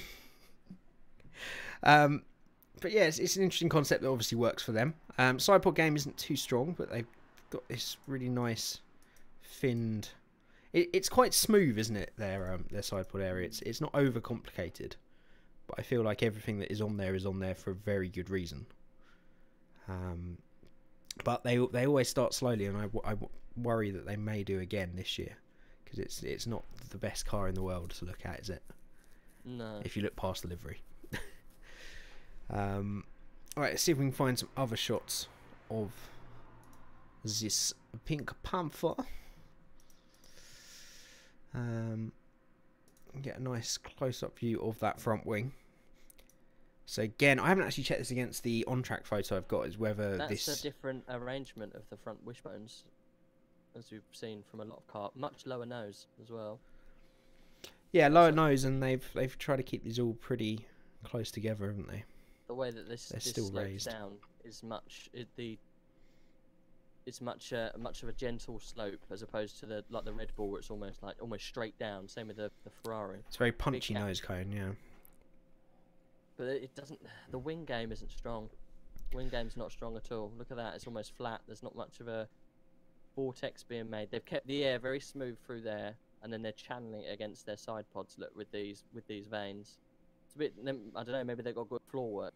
It doesn't scream fast. This is cool though. You know, this is different. And their side pods looks really cool. Yeah, it's You can almost see the definitely channeling direction it of the down. air going through. I'll get rid of some of these. Sorry. You sorry. can see the direction that the air will go through the car on this one, which is quite cool. When it all pop through. That's what I mean. It's not the most complicated car in the world, but everything has a very definitive direction, doesn't it? It would seem. All these didn't mean to zoom then. All these are all pushing in the direction that they need to. It's all a very simplified area, but it's I would imagine easier to manage the airflow that way. Again, they got these little sort of hoops like the Ferrari, not quite as boxy. Some little turning vanes on the side. This is worryingly bulgy in comparison to some of the other cars I've seen. It's very much like the Renault. Yeah, again, I haven't really compared this to on track, because it does look a very launch specky car, doesn't it? And Force India are always pretty slow to start anyway. Do you remember last year when they almost had some of the vanes on the side like stapled to the car? Yeah, well, that's what you were pointing out on the Haas. They've got almost the same sort of bodge job on the getting the elements together. But then it's testing; it doesn't matter, does that it? looked good. That looked good. The way that they almost got those very small gaps in the wing, and they've developed that so those little metal clips in between looked so they can keep those fins as small as possible. There's obviously a reason why they've done that. But on the last year's one, do you remember where they almost had like one bit here, and then another bit here. There's a little bit of pipe like mashing them together. Yeah, it was very rushed, wasn't it? From what I remember. Very different on the wing mirrors. They're just using the two little support pillars off the side pod rather than going off and off like other teams are. It's not really creating much room to do anything here, which doesn't help. Right, let's have another look through the pictures that we've got for them. A lot of staff may have left ship. I think it's going to be almost a rebuilding project for them, isn't it? With the money they've got now, they can reconsider everything that they've got to do. But I don't see why they'd be letting staff go at this point. They've just got the biggest influx of money in their history. But it's just not going to filter into this season, is it? And we could very well see a very strong Force India car towards the end of the year. Yeah. With the money. Remember, they've got a budget now to really punch it up towards the top guys. They've got a very, very big budget. How long it will stick around? See that BWT is still on board, because there was doubts whether to stay around after the departure of VJ. Yeah, I mean, they're a fairly new sponsor as well. They're not that tied to VJ, are they? As far as I'm aware. Well, there was rumours going around that the title sponsorship was more of a loan not necessarily actually, sponsorship money. There was a bit of dodginess going on. Bit of dodginess with VJ, I don't believe you. No. He's a straight edge guy. Never does anything wrong. Never. Right, a rare shot of a rear of a car here. So I guess we can punch. It always amazes me. This is for the crash structure, isn't it? I think It is. it always amazes me how far that sticks out. I know. Some great diffuser work down here. Again, going pretty aggressive on the rear wing, the little cut-ins and the veins out the back. They're not splitting the wing like a lot of people have done, but there's a very real indentation there. Again, I feel the teams want to keep it as narrow as possible down here, but obviously the regulations mean that this needs to be as big as possible. So I think that's why we see such a big difference. Again, some nice little detailings on the top, and some nice details through the layers down in the diffuser. But again, there's nothing that really stands out of this Force India car, is there? No. Racing Point. God damn it. It's a different wing. The wing's very different in comparison to some of the other cars. The rear wing, very different. Yeah, I think it is. We got any on track? We got one. Oh, is it any good? It's a high reser. Is that, hello. So we can see that once again, Front wing's changed. front wing has changed. So there have been some changes made on this car. Again, it was just a very early render, I think. But they've gone pretty similar with my other teams, haven't they, on the front wing? Very, very close down here. And then opening up the planes here, but definitely bringing back in this swoop. And I think because it was a big development area, I think teams just really didn't want to show their hand on what they'd done with the front wings. I think that's why we saw so many renders with almost no work on them. Yeah, they didn't want to give away anything. No, but they have sort of all ended up at the same point anyway. I guess that kind of works when you when you work. Oh, look, you can see clearly they had something to hide, didn't they? Look at their front braces. Before, you had both of these two, running almost exactly the same line together, but now they've completely changed that, where the upper strut and sorry, wrong one. That upper strut is completely What are you doing? It's completely different, and also you can see that the nose cone is completely different. Look at the bulbous appendage here, and they've got that V shape that you want to keep for aero that goes underneath your car. Yeah, more efficiently. on the strut So side, I don't think they have completely changed it because the bottom one's here. Don't forget. The bottom one. Those is two there. I are know, the but same. That was the same on the render. I'm not sure it was. That doesn't matter. Doesn't matter. No, don't go bad. It's fine. This is all different. The nose and the top is all different. It looks miles different. Yeah, there's And some they've big changes from These the bits, render. You got the wings. Yep, got the same wings there. Some fairly decent work around here. And they actually have split the rear wing here, Oh, you can like see. other manufacturers. So again, we probably shouldn't even look at the renders apart from the livery.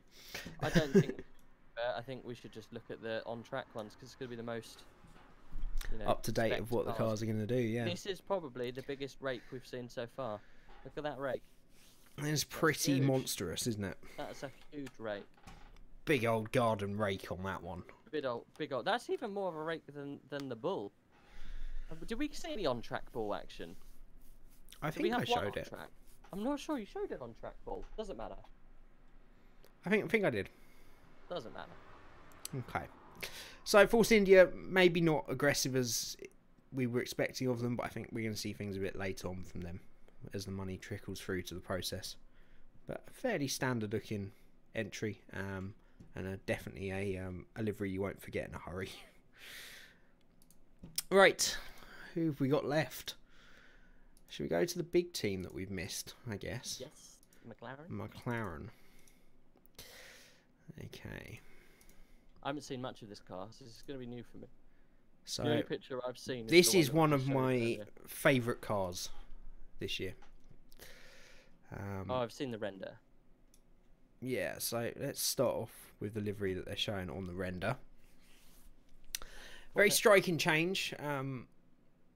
Blue's become a lot more prominent than last year. Interesting when Fernando Alonso's not in the car anymore, but I guess it still goes with the Spanish sponsorship. We'll point out there's some quite a few big, maybe not massive sponsors. I don't think these guys are the biggest in the world down here. They're not getting much space. A lot more sponsors on the car this year. Yeah. So that's starting to improve. Still no big title sponsor.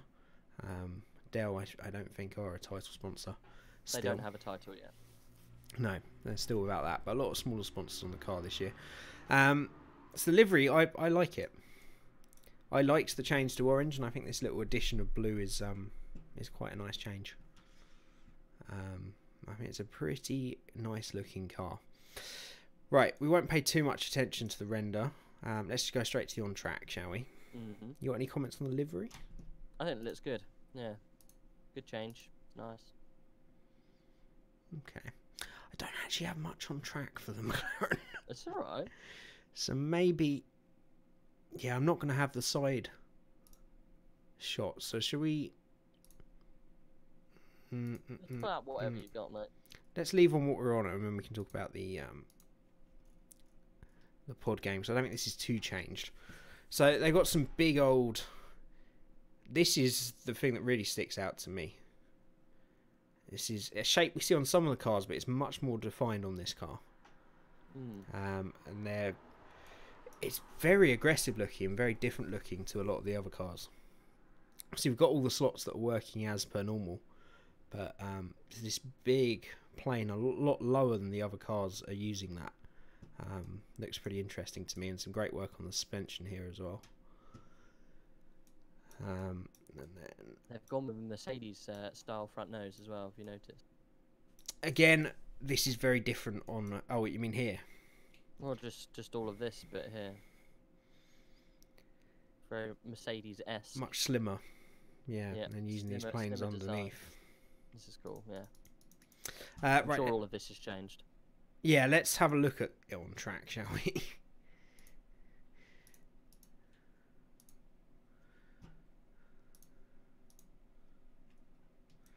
So, yes, as expected, the front wing has changed.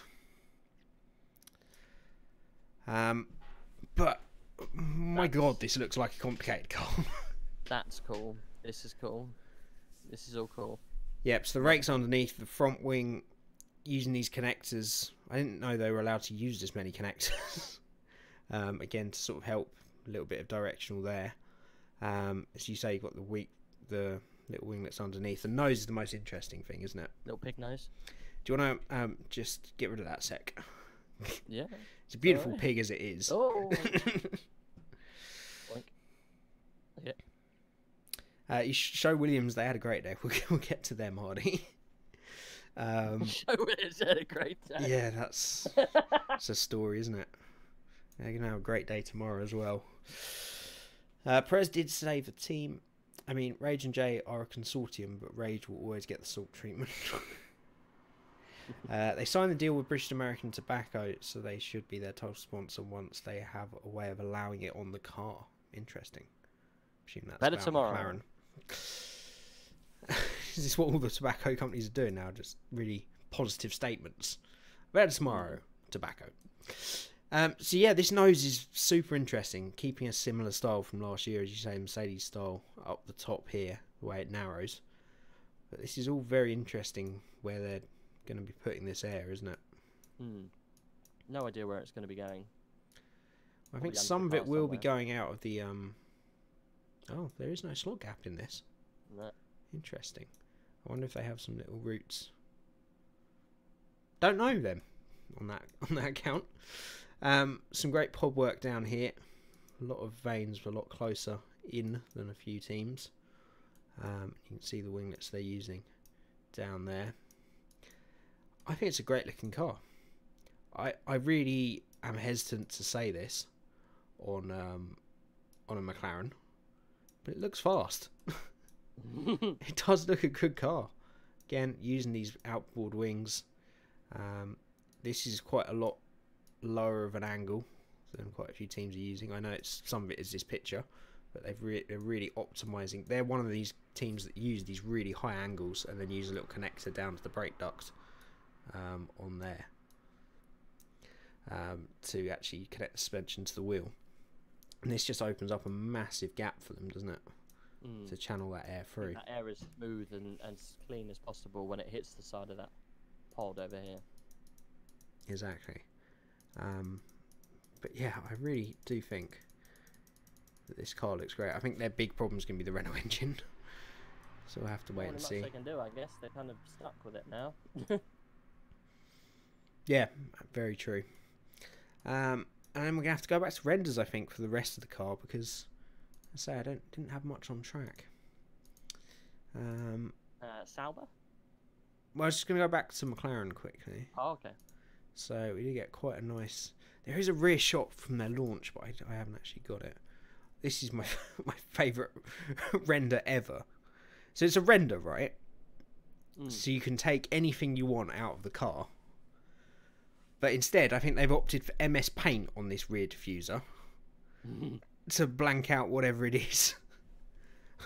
I don't really understand why they've done that. It seems bizarre to me. It's like someone made the render. It's like, no, Dave, you've left the super secret bit in. Oh, we haven't got time now. It's going to be out in 2 minutes, so let's paint over it. It's very weird. It is very weird. New sponsor on the back there. Never heard of Husky chocolate before, but it sounds like a lumberjack chocolate. It sounds horrific. Husky chocolate sounds like a weird porn star. Made from husky milk. Oh, Husky chocolate. Husky chocolate.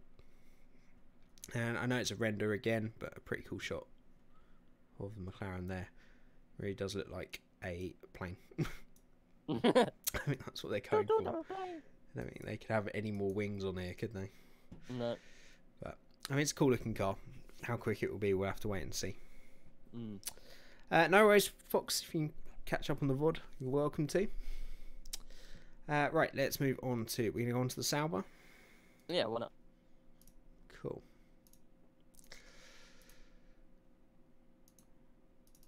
Or we both did it then.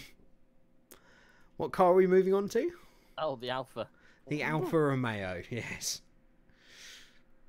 Right, so of course launched on the morning of the test. Is it me or does Kimi Raikkonen look like he's about 12 there? He does look quite funny. He looks literally as young as he did on the day he joined the sport, didn't he? No, he does. That's weird. Nice high-res picture there. Yes, very nice launch picture on this one. So of course they launched with the Valentine's livery as they leaked it, and everyone was shocked by their front wing. Unfortunately, it's changed. Oh, has it? Yeah, it's not quite. It's still different, but it's not as drastically different as it was from the Valentine's Day shots. That's cool. Look at this split intake. Yeah, there's a lot of work there, isn't there? So they got some little sorry, I keep moving it when you're drawing on it. But yeah, there are multiple intakes, aren't there? It looks cool. But I think it's a great looking car. I think Alfa Romeo might have been my best looking car last year when we did the vote on this. I don't think it's quite as strong as this year, as last year. But it's still a great looking car.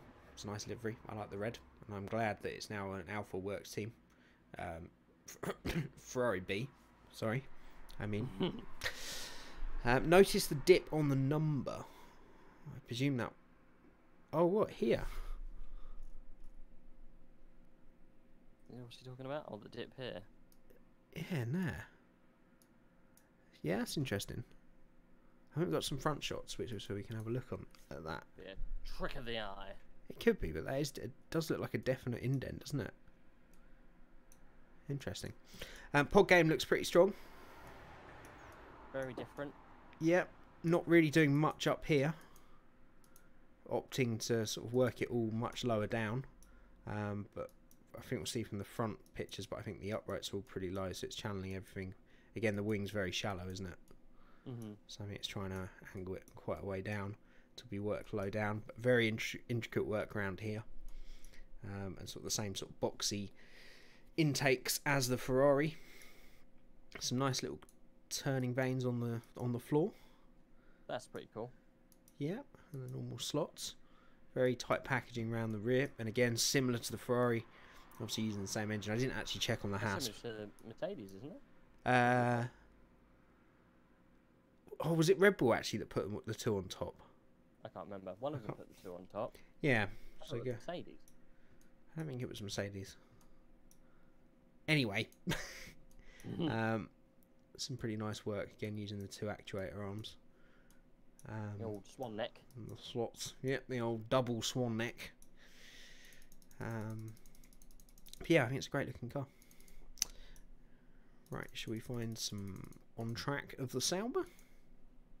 God damn it, the Alfa Romeo. I'm gonna hate myself by the end of this year. Right, we've got another launch pic of the front here, so you can see that they have actually kept quite a drastic different to the front wing. I thought it was actually quite different, but it from the Valentine's Day picture, but it is incredibly similar, isn't it? And vastly different from anybody else. Do you want to run your eye over this one? I think it's really cool. They're like Ferrari, aren't they? They're pushing their air over the top of here, or at least they're getting a large amount of air over the top of here. Whether they're trying to get it over the top of the uprights, over the top of these, maybe I'm not too sure. But when they did the test livery, right, wasn't it like they were almost angled like this, weren't they? Huge, massive things that looked like they were pushing the air right over the side of the car. It was very, very different.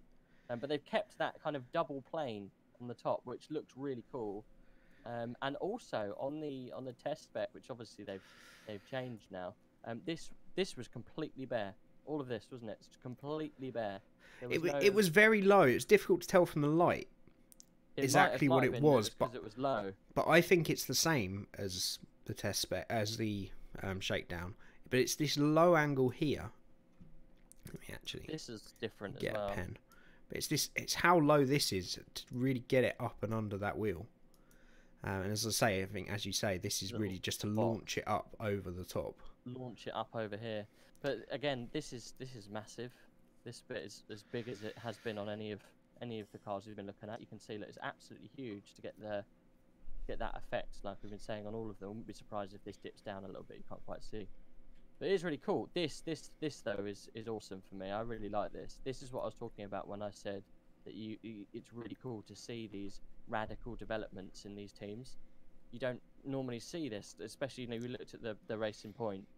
It compared, like these guys. These are the teams that are making developments in places that need to make developments.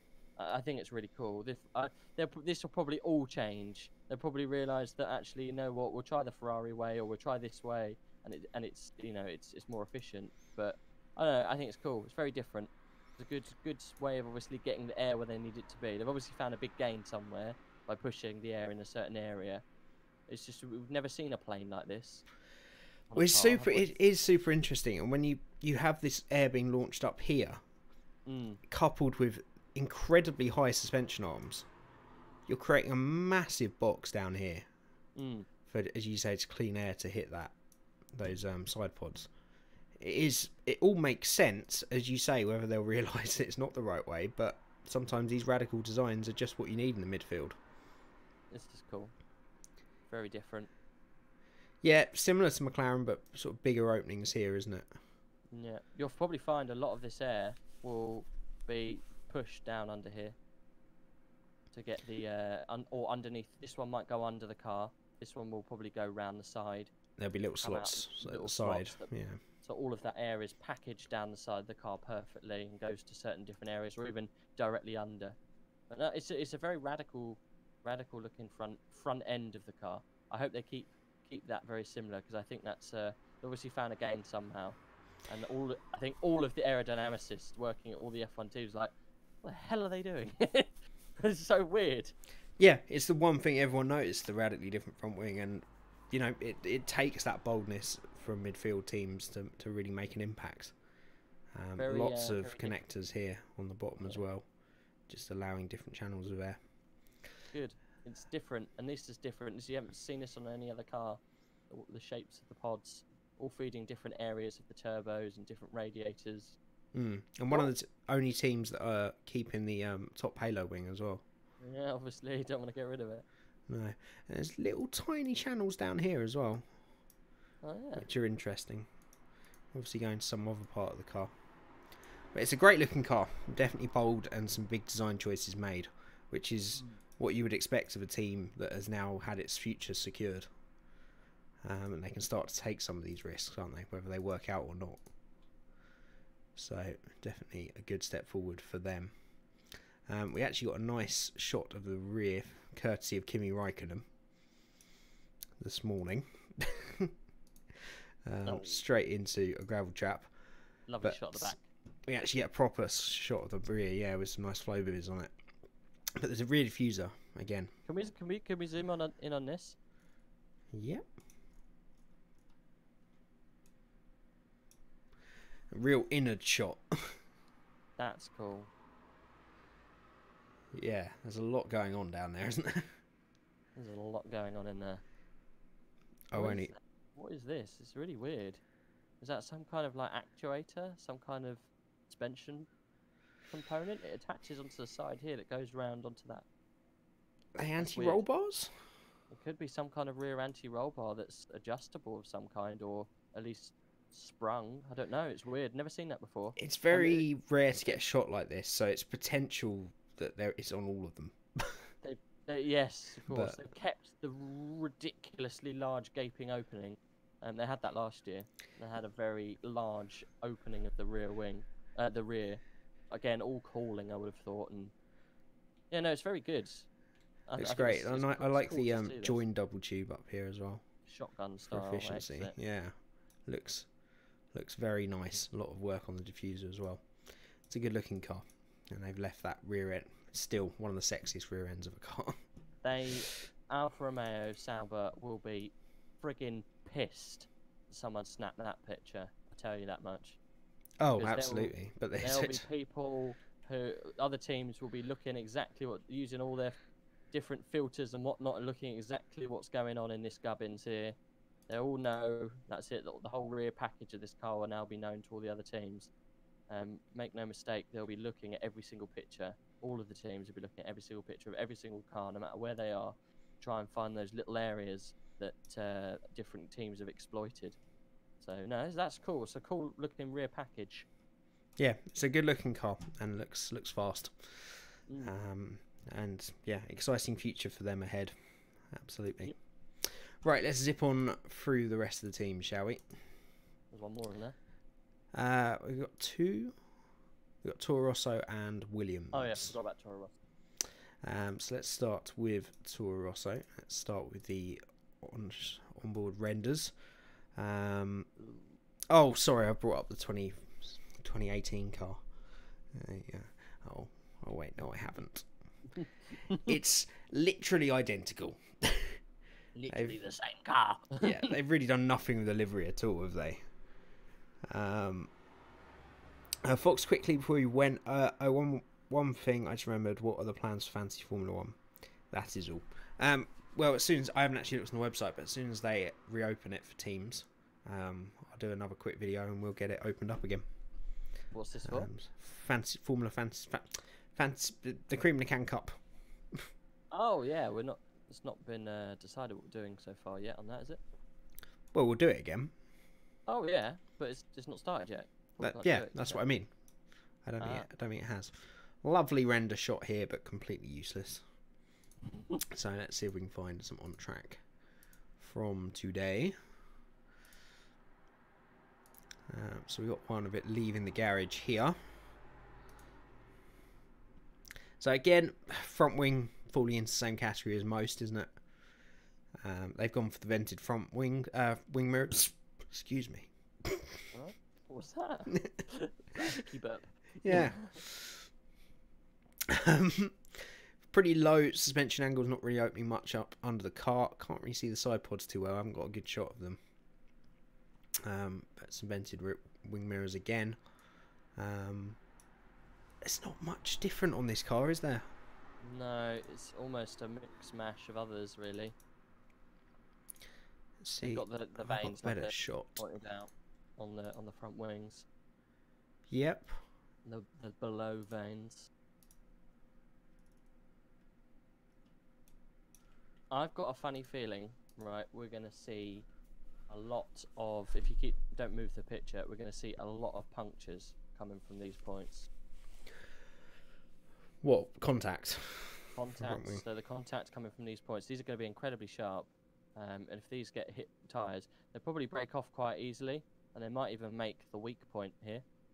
So they might make a break off, so we keep a lot of the vanes. They might not be attached to this main plane. I think this thing will easily be tapped off, and you might see a lot of rear punctures. I know some of the teams have been taking that into consideration because the wings are much wider now, aren't they? They go out further than the other wings. I think we'll see a lot more carbon fibre going off. Yeah, no, I'd agree. They're definitely weaker, aren't they? But then you know how strong these cars are sometimes.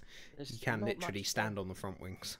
There's not much of an angle there, you know. They're obviously pushing the air to a certain place. I don't know, it's not very aggressive. It's very tame what they're doing with the front wing. The old Toro Rosso. This nice. This Toro Rosso car does not look adventurous at all. No. It really doesn't look much on it. I mean, the only side shot I've got is from the render. So I don't know how much they've actually changed. Actually, we might get a little view on here. Oh, no. That's nice. Well, you still get a little bit of what's going on at the back. Yes, this is quite interesting down here. Sort of very close in, and then they're going for the sort of McLaren style slots in the nose. And there is some work going on around there. Again, these have been kept quite high. They don't use the little joiner points that others do. That's how you know they're not going as high. Because a lot of cars, as I say, they have little extensions on there, and you can see they're really keeping them very low. What are you pointing out there? Just a fun floor work here. That's a bit different. Oh yeah, you got these little bumps in here. Then you got some wings coming out the back there. Yeah, some nice little touches. Very plain. The floor. It just doesn't. Very, very plain. Not a lot going on. Yeah, it really doesn't look anything special. Looks exactly the same as last year. Yep, very little changes. A lot of Toro Rosso's fate this year is going to be tied to the Honda engine, isn't it? And how much that improves. Sorry? You've gone completely robotic.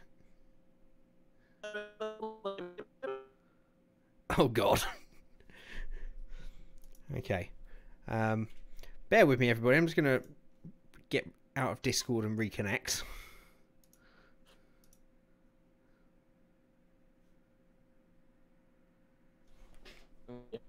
I'll do this.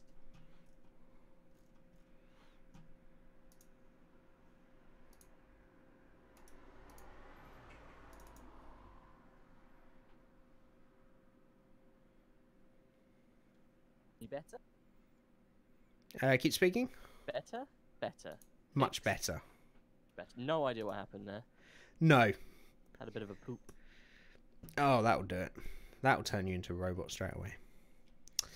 Yep, so a pretty uninteresting car from Toro Rosso, but what I was saying before we cut out, it's going to depend on Honda a lot with them, isn't it?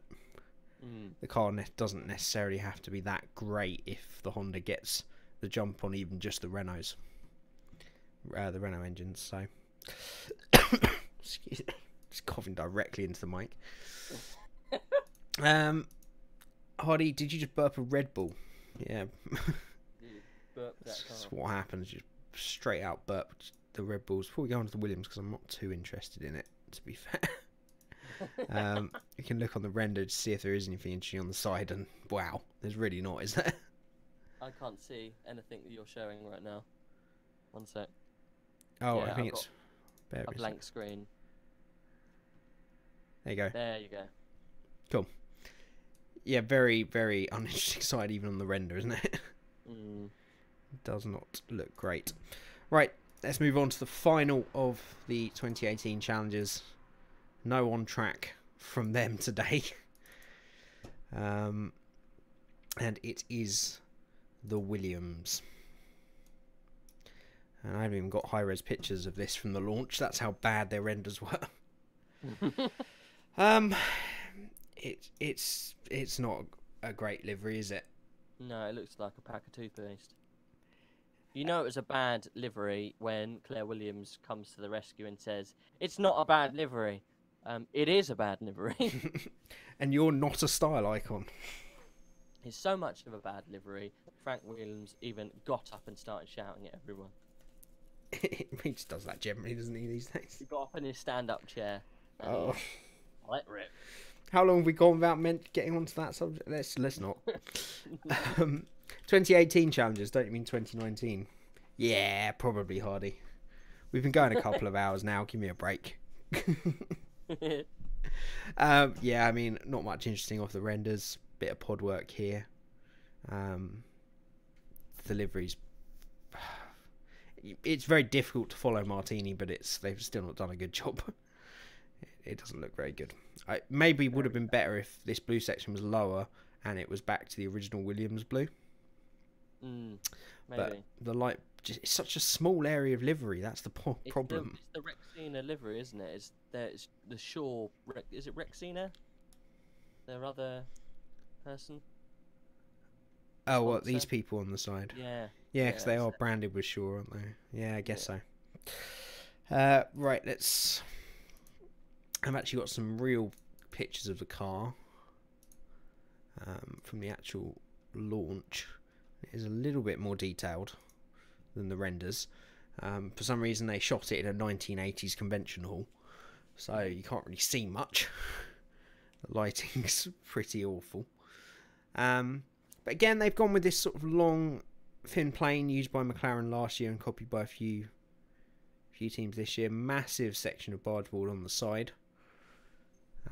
Very thin, flat front wheel. I mean, they're massive, aren't they? I see what you mean about punches. If someone hits those, it's going to be trouble. It's such a boring car, this. Well, there's some interesting floor work at the back. Pods look okay. I've heard rumours that apparently some of the mechanics some of the workers at Williams have said that they think that they're going to be 2 seconds adrift from 2018 times. Well, Ferrari said they'd be a second and a half, so that's not too bad. They've only lost half a second to them. No, I think they're worried, don't they?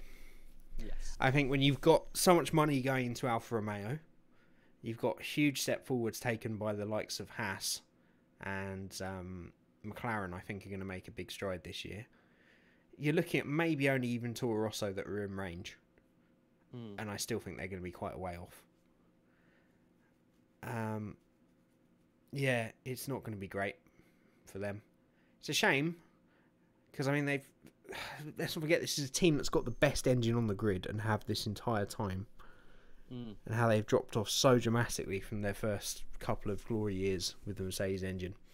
Yeah, they did all right at the very beginning, didn't they? Yeah, a bit more than all right. Yeah, it's just such a shame. Russell is a huge talent, and potentially won't get a chance to even remotely show his talent in that car. And Kubica, it's such an honour to have him back in the sport, and it's such a story, but he's, again, not going to have the car to show anything, is he? Nope. So, the fact that there's nothing brilliant on this car and they haven't even managed to go testing yet, there's some problems. It's really worrying as well that they are going to be, 2 days late to testing? Yep, so shall we segue into testing and go over the cars now that we've finished with the images? Yeah. Well, I was going to say about this Williams, if they're 2 days delayed into testing, then that almost says, and I know when they put a car together, they will do a lot of things to do with bodywork and whatnot, all running up to actually getting the engine into the car. Normally, if there's a couple of days delay, something hasn't either fitted properly, or they're going to have to remanufacture parts, because there's always going to be a little bit of a lead delay in something. So there is something fundamentally wrong with that car that they're not letting on, obviously, and you won't find out what it is. But there's something massively wrong with that car. They've had to change some parts at the last minute, manufacture parts, whether the engine and the gearbox don't align on the chassis or something's massively wrong for a 2-day delay. It's a little bit worrying of what's going on. We'll see, I guess. Yeah, it's not looking great. It's got to be said. Alright, so I'm getting testing times up on screen now. Okay. I may as well open them on here for you so you can still actually see them. Yeah, because So yeah, Williams have been as you say, have been the big story, and yeah, it's something fundamentally wrong, isn't it? As you say. Or they're just struggling with money so much that they're so late getting that car ready. I think there's a core problem that they've had to delay shakedown and testing period. They're not going to come strong at the end of this testing period. They're going to be really on the back foot. Well, the interesting thing today was that the Williams car was sitting in the garage, not being worked on, as well. Like they had the car. Is it actually there? Yeah, the car's there. There's something massively wrong somewhere. Then. Yeah. It's not being worked. They're waiting on parts. They're waiting on parts to be shipped out to them. Yeah, I think that's the case. A day to make them, a day to ship them out. If they're going to be 2 days. I mean, I only saw one picture of it sitting in the garage, so whether that was the case the entire day, but even if that is the case... I didn't even think they've left. I didn't even think they've left the country yet. To say they're actually in Spain at the moment, not even being worked on, is even worse. That's what I mean. They got there with ready to run, and obviously, as you say, something's gone seriously wrong or something's missing. Either something fundamentally with the actual mechanical running of the car has got to be redesigned or shipped, then, you don't know. Right, let's get on to testing then today. So there were an awful lot of laps from an awful lot of cars, not really many reliability issues. We saw Kimi Räikkönen bin it into the gravel very early on. Not really a mechanical issue. We saw Haas with a fuel pressure issue. And I think we saw Ferrari and McLaren at other points stopped out on track for undisclosed reasons. But it was a very promising day for really the whole field, apart from Williams. They showed some great times. They ran a huge amount of laps. Haas may be the exception on their and Racing Point. Only 30 and 65 laps respectively for them. But over 100 for pretty much every other team. Toro Rosso on 77. Times it's always difficult to read much into, isn't it? Yeah, testing. Well, yeah, there's still pretty good times coming out. McLaren have obviously thought, well, fuck it, let's pop a good one down, change the tyres over, and see what we can do. They're still pretty good. I know they're on a different compound, but that's cool to see them actually going out there and putting down a good time. Well, they were consistently in the top 4 all day. Even when they weren't on those tyres, they were up there in the top 4. And for a long time, the top 4 were Ferrari, McLaren, Red Bull and Renault. But then, obviously, some guys kept chucked on the soft tyres towards the end of the day. Just a quick update from Hardy. No, that was the show car. It's the 2018 car with 2019 wings. Oh, what, the one that was in the garage? Okay, fair enough. So it wasn't actually the car that was there ready to go. But yeah, the real standout for me is Ferrari. You expect them to be quick, but they were consistently quick and reliable all day. Difficult to read because Mercedes really just ran their own program as they normally do. Didn't really go off the medium tyres. And from comments about them and Red Bull, to be fair, when they were on track, they looked incredibly heavy with fuel every single time they were out there. The car was really labouring about, which suggests they've got a lot of fuel on board. So, it's day one from testing. You can't read much into it. But definitely some strong signs from Haas, McLaren, and Ferrari there. Even And Renault. they did a lot of laps. I know, but Renault, look, if it's a comparison between Mercedes and Renault, same tyre, only, what's that, 0.8 of a second. That gap is the smallest gap between a top runner. If you look at the gap between the Haas and Ferrari, that's is it just over a second or just under us? Yeah, it's pretty much a second. I think it's a reasonably good showing from Renault, I guess. Their car looked, obviously you had the unique situation that we don't normally have of watching full testing with full cameras and everything from Sky today from 1 o'clock onwards. The Renault looked really good on track, looked really planted. Same with the Ferrari and Mercedes. McLaren looked fairly good, and the Red Bull looked really good as well. But it's impossible to say with fuel loads, but you've got to say everything is suggesting that everything, if you take Williams out of the equation, everything is going to close up a bit more this year. I think the ultimate pace that they can find out the cars is gonna decrease, and the midfield are getting better and better all the time, especially with the more money that's now flowing into the midfield. So I could see the midfield getting a lot closer this year, which will make it much trickier for the top three. But yeah, an interesting day of testing, and I was really excited for this. I'm really excited to see Leclerc in the car tomorrow. That's going to be interesting. Oh, you missed a car. Go on. You missed a car. I sent it to you on Facebook. Okay. Forgot about this car. It's an important car, mate. Can't forget about this one. I haven't looked at the picture yet, so I don't know what. Yeah. Why have I missed this? It's an important car, mate. Can't forget this one. Why is this an important car? You put it up, mate. People need to see it. Okay. You know Fox is gone, don't you? No, it's fine, mate. Watch it later. Important car, mate. Okay, apparently this is very important that we all see this, guys. So yes, going back it's on Marcus screen. Ericsson. Oh, is that who it is? Yeah, he's back in Formula. No, well, no, it's not. It's IndyCar, isn't it? I was going to say he's in a Haas car. Do you want to do a quick development corner on IndyCar? Yeah, no, it's a Haas car sponsored by Honda engine, Honda Haas. So you've got some very high wings here, sending out popping out some air mad over wing there. area over here. Yeah, I didn't know this was available in Formula One at all. But they're really deflecting the wind off the top of the tyres there.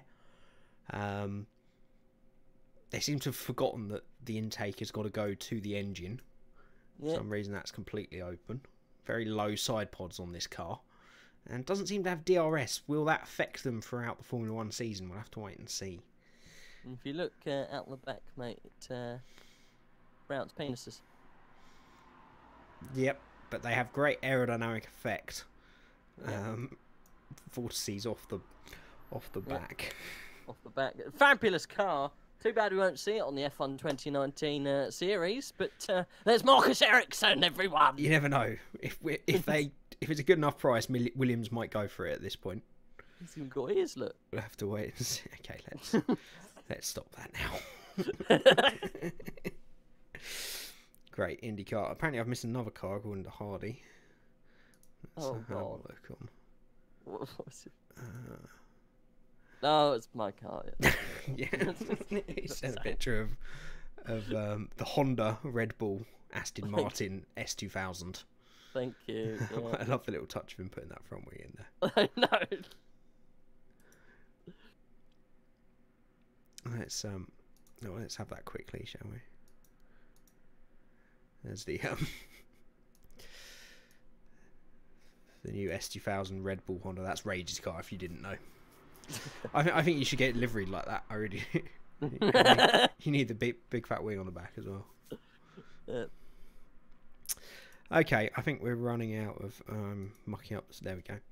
I was gonna say. So yeah, not much from testing. I think the only other thing is to just take a look at the tyres quickly. This was causing a little bit of confusion to us guys that were talking about it earlier. So I just thought I'd explain this quickly. So the way the tyres work this year is you are still going to get different compounds of tyre, but at every race there is going to be a red, yellow and white tyre. Throughout the season they're going to be called the soft, medium and hard. But that does confuse it a little bit because it now means the super soft colour is the soft colour is the medium, and the hard colour is the medium. But You got a picture of this up? Or are you getting one? on the stream? Yeah. I can open it on here quickly. I was going to say, because all I can see is Marcus Ericsson. Yeah, because I'm not using this on my stream anymore. Oh, are you not? Okay. There you go. What have you got on your stream? The overlay Oh, okay. with the picture brought up. So yeah, they're the three tyres. So the compounds will change to suit the track, but the three colours will always stay the same. So it's a bit simpler for us guys. So do you know why there was a lot of Twitter rage with Pirelli earlier on today? What, the shiny? The shiny wheels. Okay, let's bring that up quickly. Because they are moulding their tyres within ceramic moulds. Chrome, So apparently they... chrome mould, isn't it? Is it Or I thought it was ceramic. chrome something?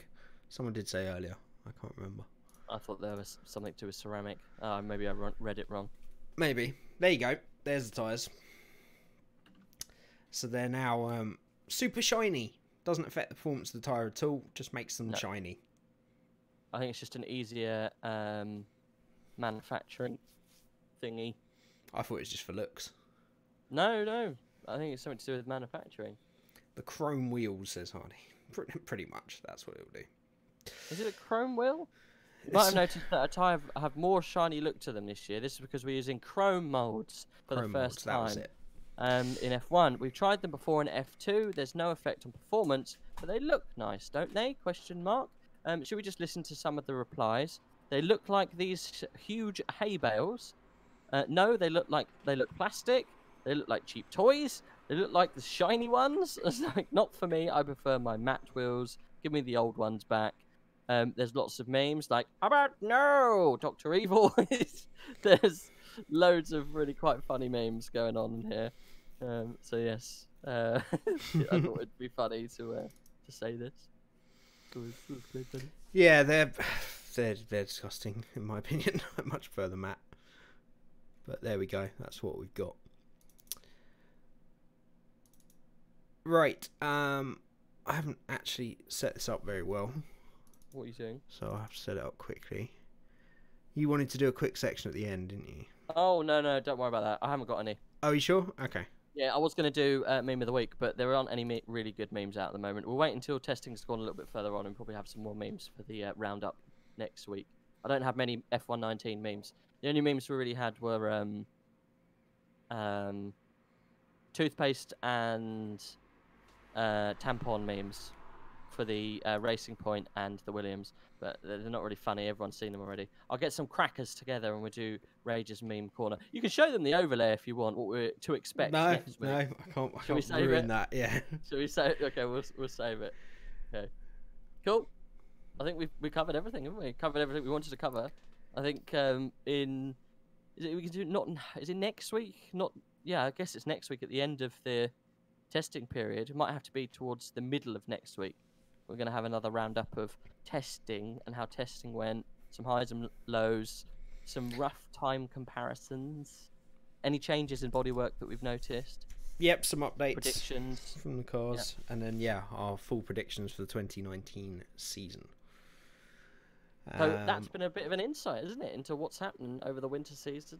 We've been holding off and keeping the excitement down for the new liveries. We've all been texting each other and messaging each other to try, have you seen this? Have you seen that? What are they doing here? And finally we've been able to actually talk about it. So it's been good fun. I've been looking forward to doing today. And it was all live for once. Yeah, we've got the live format. I'm going to spend the rest of the week getting this up on other podcasting services. I've still got the back catalogue in original audio quality, so I'll get all those up. Cool. And then we'll get this up as well. Try and get it on SoundCloud and iTunes ready to go for the new year. Good. But yeah, I think live works much better. Mm. For the format, we'll maybe add some webcams before the season starts. Yeah, You'd be up for that? Yeah, let us know if there's anything you want us to change, anything you want us to add. Even if you haven't commented before, a lot of people watch this back on Jamie's VOD because he saves it on YouTube. Is there anything that you want us to discuss? Anything you've noticed in the cars? Or anything at all that you want us to go through? Maybe a new section, maybe something about F1, about the teams, about the politics, about who runs it. Little rumours going on the paddock. There's some strange rumours coming on from Liberty Media, I've heard as well recently. So, again, we can talk about that next week. But any constructive criticism, always leave in the comments below, mainly on Jamie's YouTube channel, because I only stream mine on Twitch. Absolutely, yeah. We want as much feedback as possible to make this best shows for you guys, and to make it even more of an excuse for us to just talk about Formula 1 each week, which is why we started it anyway. And the fact that some of you watch and listen along is even better. So thank you for you guys that did join live, and for you guys watching on the VOD. As Ray said, leave your comments on what you thought of the new format, and if you want to catch us live, I think we're going to keep this at 7 o'clock, unless other specified. 7 and 8, I guess, but any time between 7 and 8. If it's on a week that I'm doing late, then it would have to be 8 o'clock. But yeah, 7, 7:30, 8 o'clock, roughly around that time. It's going to be every week. Yeah, I'm going to try and use the YouTube scheduling thing as I did today, so that you have a thing on the YouTube homepage showing the upcoming stream and what time it is. So you can always check that, and on Twitter we'll always let you know earlier in the day. I think for the next one at least it will be at 7 o'clock again. Hardy just needs more rage sodium. I'm sure we'll get plenty of that once the actual season gets underway. Yeah. Don't you worry. Yeah, we're keeping it very calm. We don't want to get into arguments and stuff this early in the season. As soon as we disagree on actual racing incidents, then we'll let it fly, I'm sure. Let the salt drip. Let the salt run through you. Let the salt flow. Hardy, so Grosjean's complaining of the rear tyre blankets have to be set to 80 centigrade, not 100. I presume that's because of the... about everything, doesn't it? Well, no, but it's interesting. I presume that's because of the new wheels, as he's saying. So, it does have an effect. I guess. The chrome melts. Good podcast. Thanks, Hardy. I'm glad you enjoyed it. So yeah, I think we should end up there. We will try and make this as smooth an experience as we can as the season goes on. Obviously very new to doing this new live formatting, and obviously this is probably the most challenging episode of the year as well, doing the car overviews. Should be a little bit easier once we get into the season. But yeah, definitely. We can have some new sections if you recommend them, and some comments, and we'll go through them and try and improve the show as we go along. So thank you everybody for joining. I hope you're as excited as we are for the new 2019 season. It's just around the corner now. It is like Christmas, isn't it, for F1 fans? You can't have Christmas like Christmas because nothing happens. But as soon as it gets to February, yeah, it all gets going again. Formula Christmas Park. I dread to think what that part would mean. All the cream in a can you can get. Some guest appearances would be cool. Yeah, man. Maybe we could get you, Hardy, on. Fox, we definitely want to bring back. And I would love to get some actual Formula 1 related guests or other creator guests, but we just need to make the show a little bit bigger and a little bit smoother. We'll put out some feelers. I think we'll try and get a couple of fun things going. You never know. If you don't know unless you try. You put out feelers to people. Hey, look, we might even get Jacques Villeneuve. Who knows? This is the thing. I want to make it live. I want to make it a bit more professional. Get it out on podcast services, and then if we can start building up the audience, those possibilities open up a lot quicker than you would think. Yeah. There's a lot of interesting people that we could potentially get on, just making it a little bit bigger. So we'll see what we can do. But for now, all we ask is that you continue to enjoy the show. If you know anyone else that will enjoy it, obviously show it to them and get as many people watching and commenting and interacting with us along with it. That's always appreciated. Right. Hardy, the podcast makes me feel like Hamilton. #blessed. Banned. You're not allowed to say that anymore. My least favourite thing. But you guys have been the best fans. So we appreciate that. And on that note, thank you everybody for watching. We'll catch you again next time.